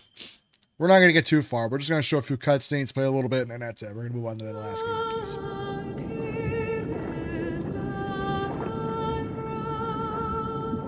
Cutscenes in this get pretty long. Like pretty late in the game, we had like 20-minute long cutscenes. I mean, the gameplay makes up for it, don't get me wrong, but you sit through a lot of cutscenes in this. And the reason why is because everybody has to explain their whole backstory and all this other crazy stuff, which the game does a good enough job with, but there's some stuff you wish they just cut out. Stay alert. It'll be through here. I know it. And yes, I am actually planning on doing a full playthrough of this game eventually. I got the PC version, believe it or not. I'm going to do it with that. But I can play with this too. I can set it up just fine. I just, got to find time for it.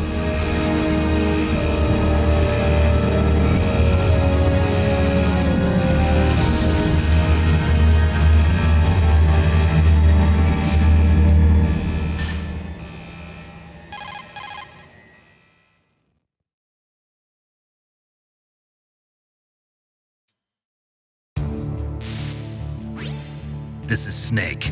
Colonel, can you hear me? Loud and clear. What's the situation, Snake? Looks like the elevator in the back is the only way up. Just as I expected. You'll have to take the elevator to the surface, but make sure nobody sees you. If you need to, contact me by codec. The frequency is 140.85. When you want to use the codec, push the select button. When we need to contact you, the codec will beep.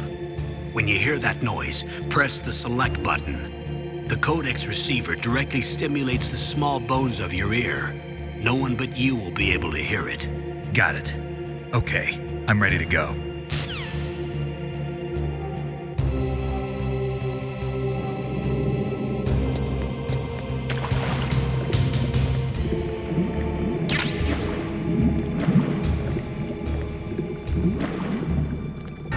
Yeah, I forgot. Every time you touch a wall or something like that, you'll like stick to it.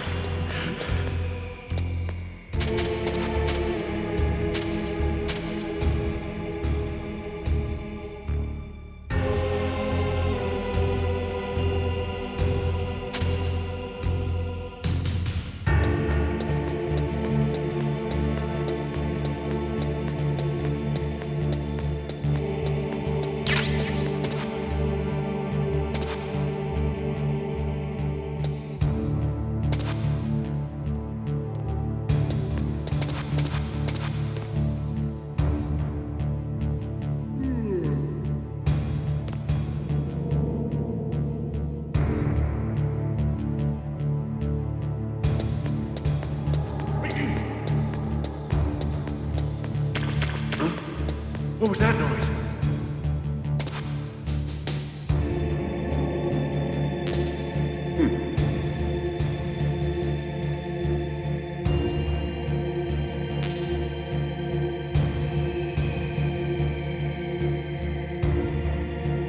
You gotta watch the radar to make sure, because it shows the cone of vision.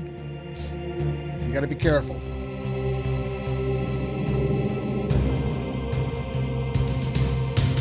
And yes, if they see you, they will come get you.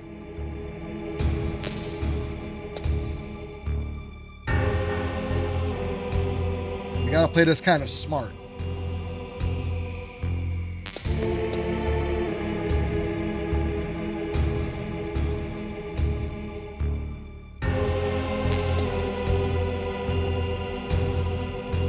I remember when I played Destiny and I had to go through the Vault of Glass with a bunch of guys, a bunch of Call of Duty guys. Swear to God, they couldn't. There's one section of Vault of Glass that's like this. No one could figure out how to get through it.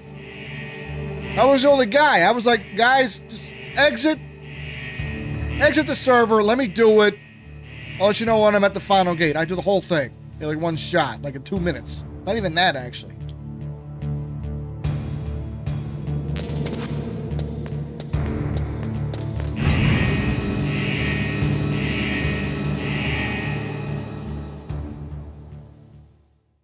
Oh, man. I even asked one point in the server, has anyone played Metal Gear Solid? No. So much for military shit.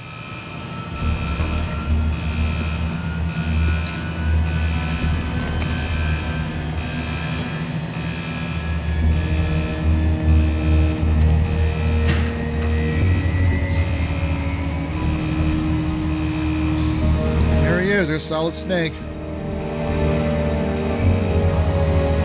Hideo Kojima, by the way, he's not a programmer at all. He's just a writer. That's what I've heard, at least. He's a good writer, don't get me wrong. The only problem he has, he overwrites. That's the only problem he does.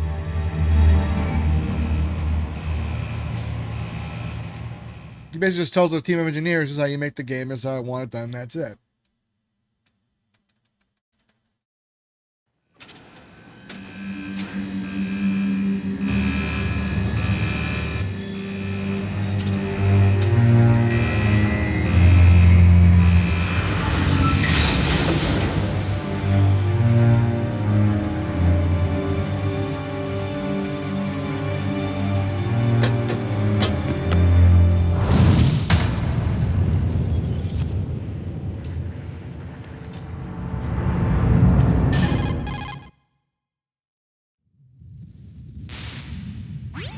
It's Snake. I'm in front of the disposal facility. Excellent, Snake. Age hasn't slowed you down one bit. How's that sneaking suit working out? I'm nice and dry, but it's a little hard to move. Bear with it. It's designed to prevent hypothermia. This is Alaska, you know. Take it easy, I'm grateful. If it weren't for your suit and your shot, I would have turned into a popsicle out there. An anti-freezing peptide, Snake. All of the genome soldiers in this exercise are using it. I see. I'm relieved to hear that. Already tested, huh? By the way, how's the diversionary operation going? 2 F-16s just took off from Galena and are headed your way. The terrorist radar should have already picked them up. I picked them up all right.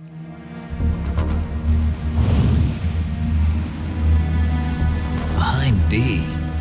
Colonel, what's a Russian gunship doing here? I have no idea, but it looks like our little diversion got their attention. Now's your best chance to slip in unnoticed.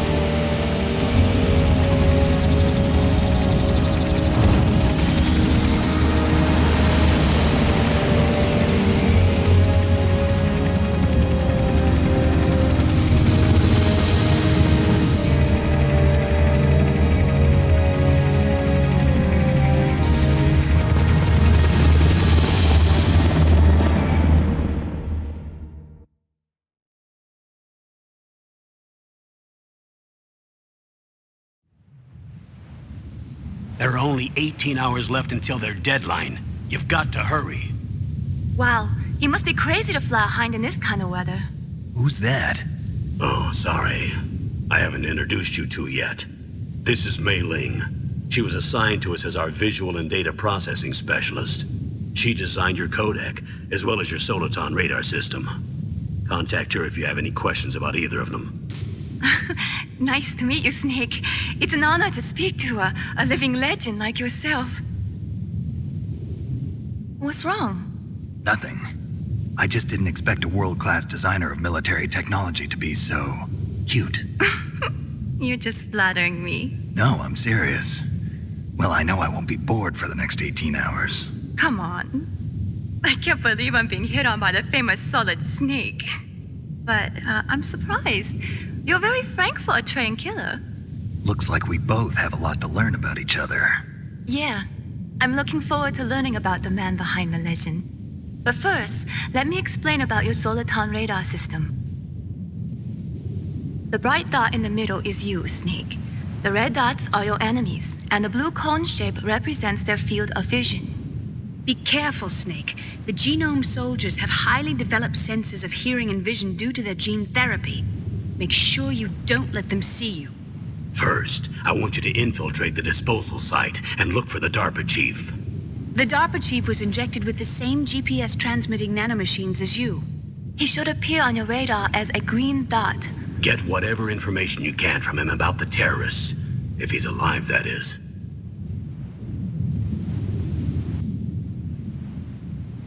Snake, your radar isn't affected by the weather, but if you're discovered by an enemy, you won't be able to use it. Yes, it gets jammed easily, I'm afraid. Yes, it's all made from currently existing technology. You won't be able to use it in an area with strong harmonic resonance, so be careful. We'll be monitoring your movements by radar, so contact us by codec anytime you want. Got it. I'll call if I'm feeling lonely. Seriously, Snake, we're here to back you up, so call if you need some information or advice. I'm also in charge of your mission data. Contact me if you want me to record your current status. My frequency is 140.96. It's a dedicated frequency for saving data. Don't forget it. Remember, except for your binoculars, you're naked. You need to arm yourself with whatever weapons you can find. I remember. First, I'm strip searched by Dr. Naomi here, and then all my weapons are taken away. Imagine yourself put in that position. Well, if you make it back in one piece, maybe I'll let you do a strip search on me. I'll hold you to that, Doctor. By the way, sorry to disappoint you, but I did manage to smuggle out my smokes. How did you do that? In my stomach. Thanks to the shot you gave me that suppressed my stomach acids. Cigarettes? How are those going to help you? You never know. Hey kids, smoke up. Seriously, don't. What my parents did. Neither one of them look good. If you want to get in, there's the front door. It's the fastest way, but there's too much risk of being spotted by the enemy. I can't just knock on the door and ask them to let me in. There's one sentry on the left and one on the right. They're armed with 5.56ers and pineapples.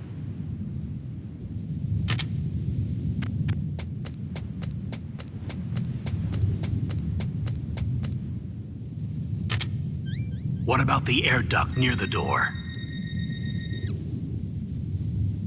There should also be a duct on the second floor.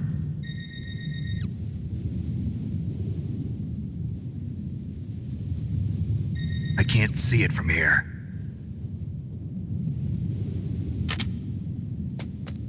I'll let you decide the best COA. I'm counting on you, Snake. And we're going to stop there on this one. Basically, the gameplay's the same. You just got to avoid getting caught. Later in the game, it's more combat focused, but still, you got to avoid getting caught. So that's going to be it for that game. All right, one more. And we'll be done for today. Now, we are going to do Final Fantasy IX.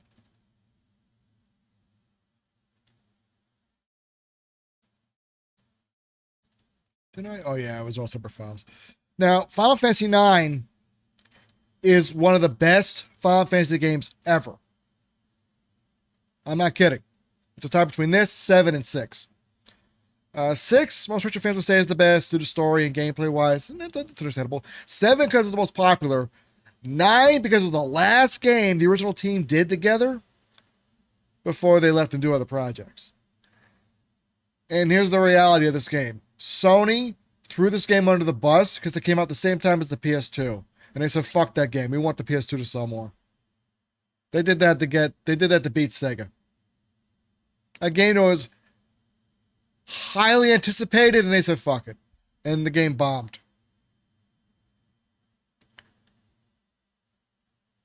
But we're going to play it, and I'm going to play a little bit of it so you can see what kind of game this was, and you'll be pissed as everybody else is.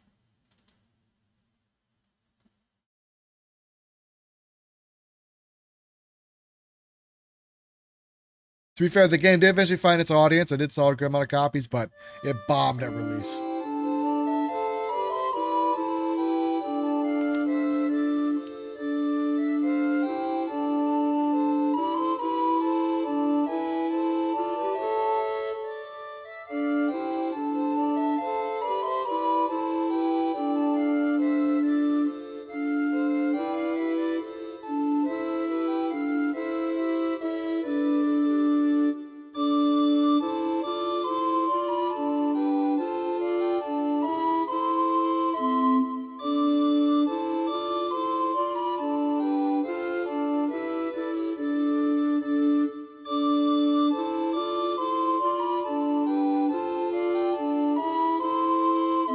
Final Fantasy IX.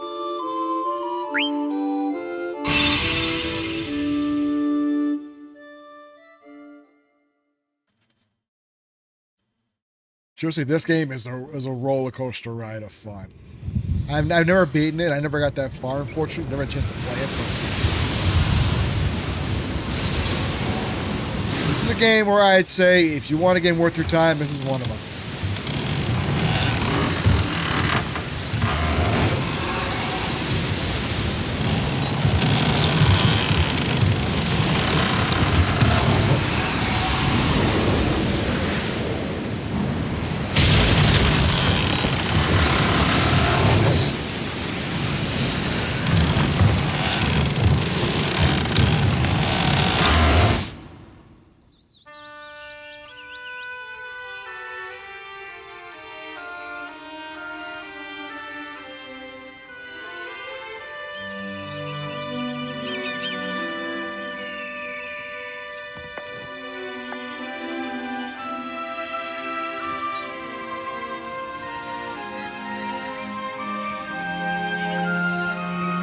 Look at that. PlayStation 1. They were putting out stuff like this.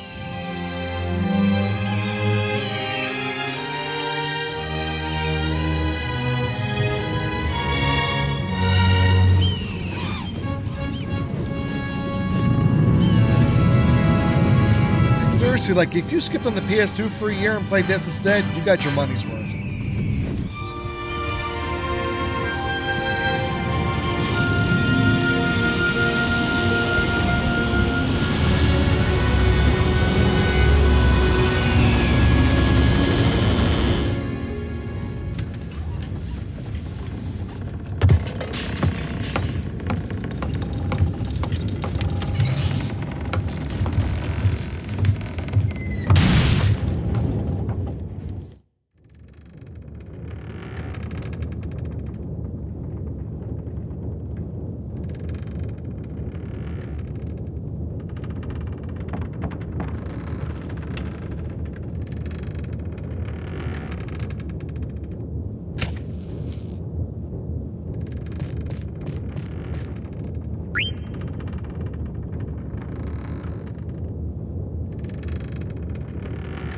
There's a dime.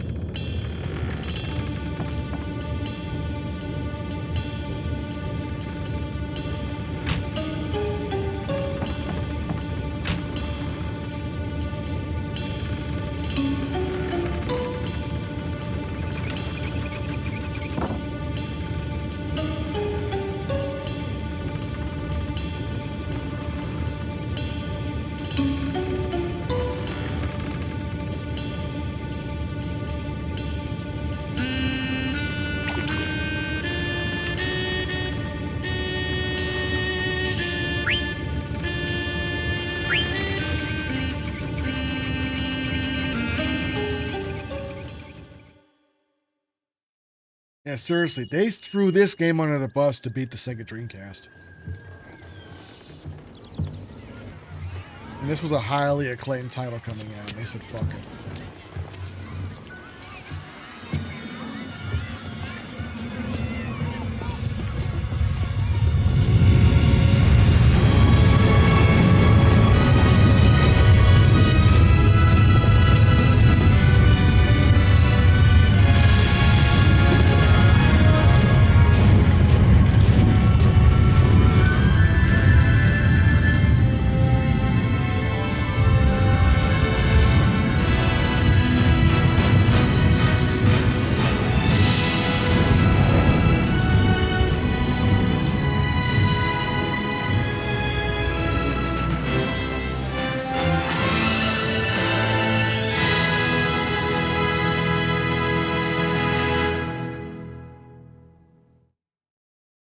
So we'll play until the next battle sequence, and then I'll stop there.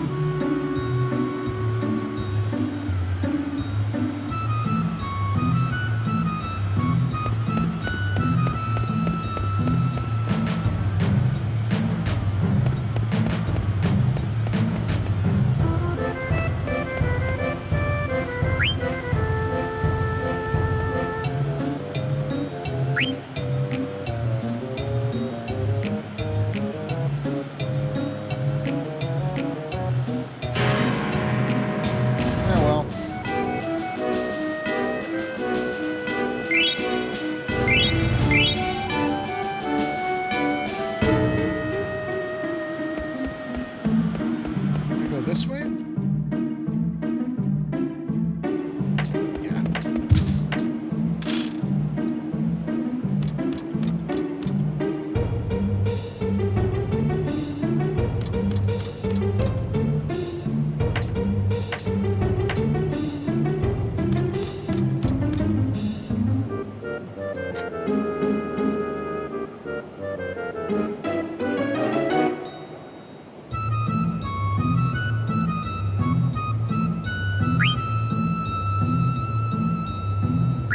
Yeah, I'll be your slave. What the fuck? It won't last long.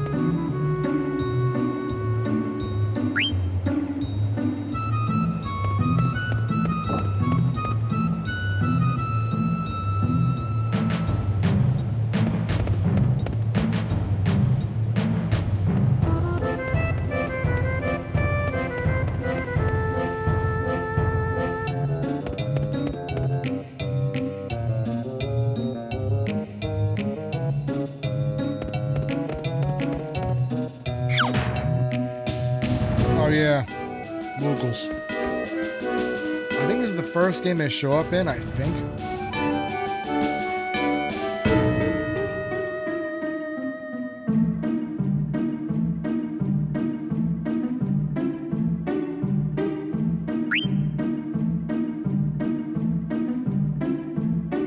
I think they created them because the Pokemon phase was going big, and they were like, yeah, we need one of those.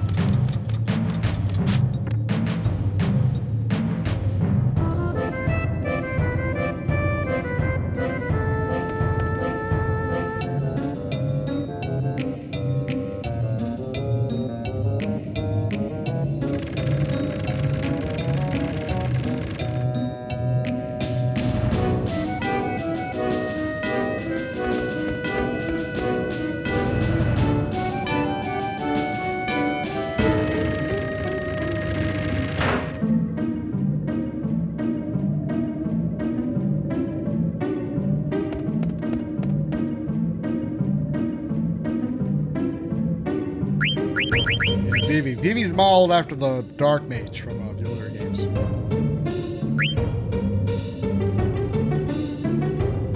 There's a bunch of references in here to the older games in here, so.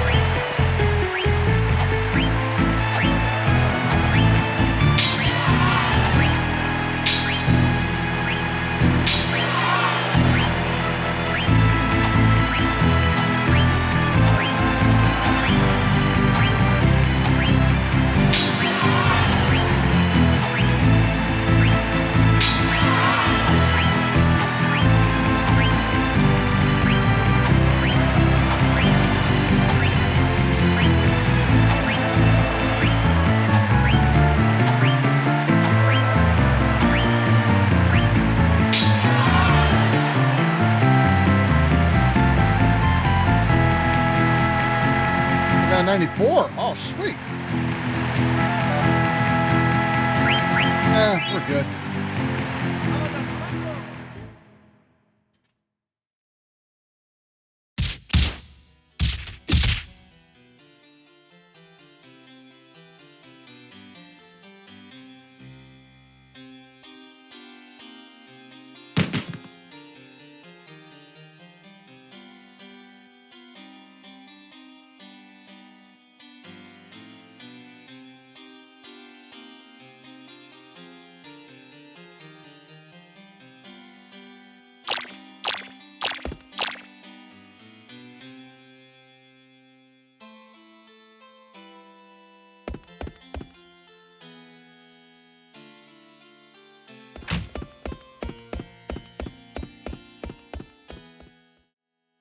And that's going to do it for today.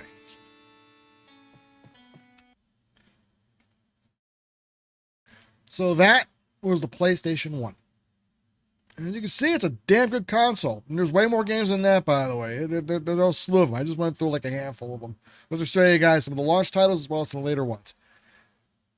And you can tell the PS2 launch titles were garbage, and then they got better as the year went on. This one, they were good from day one. So another question is, how do you play this stuff? It's a lot easier than the PS2.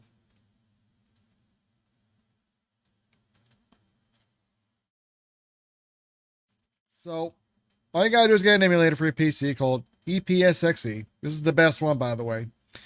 And the good news is you don't even need a BIOS for it. This is just the erase me file. You don't even need that. It'll run without it. And you can just run a game very easily. So I'll just run them. Now they run an ISO file. So like for example, some of them are really big files, some are small. Bust Move is a huge one. See this one? There's literally like I think like 30, there's like 24 files here. And you got to run the Q file for it to run. And then of course it runs. And there you go. There's the game and escape. Bingo.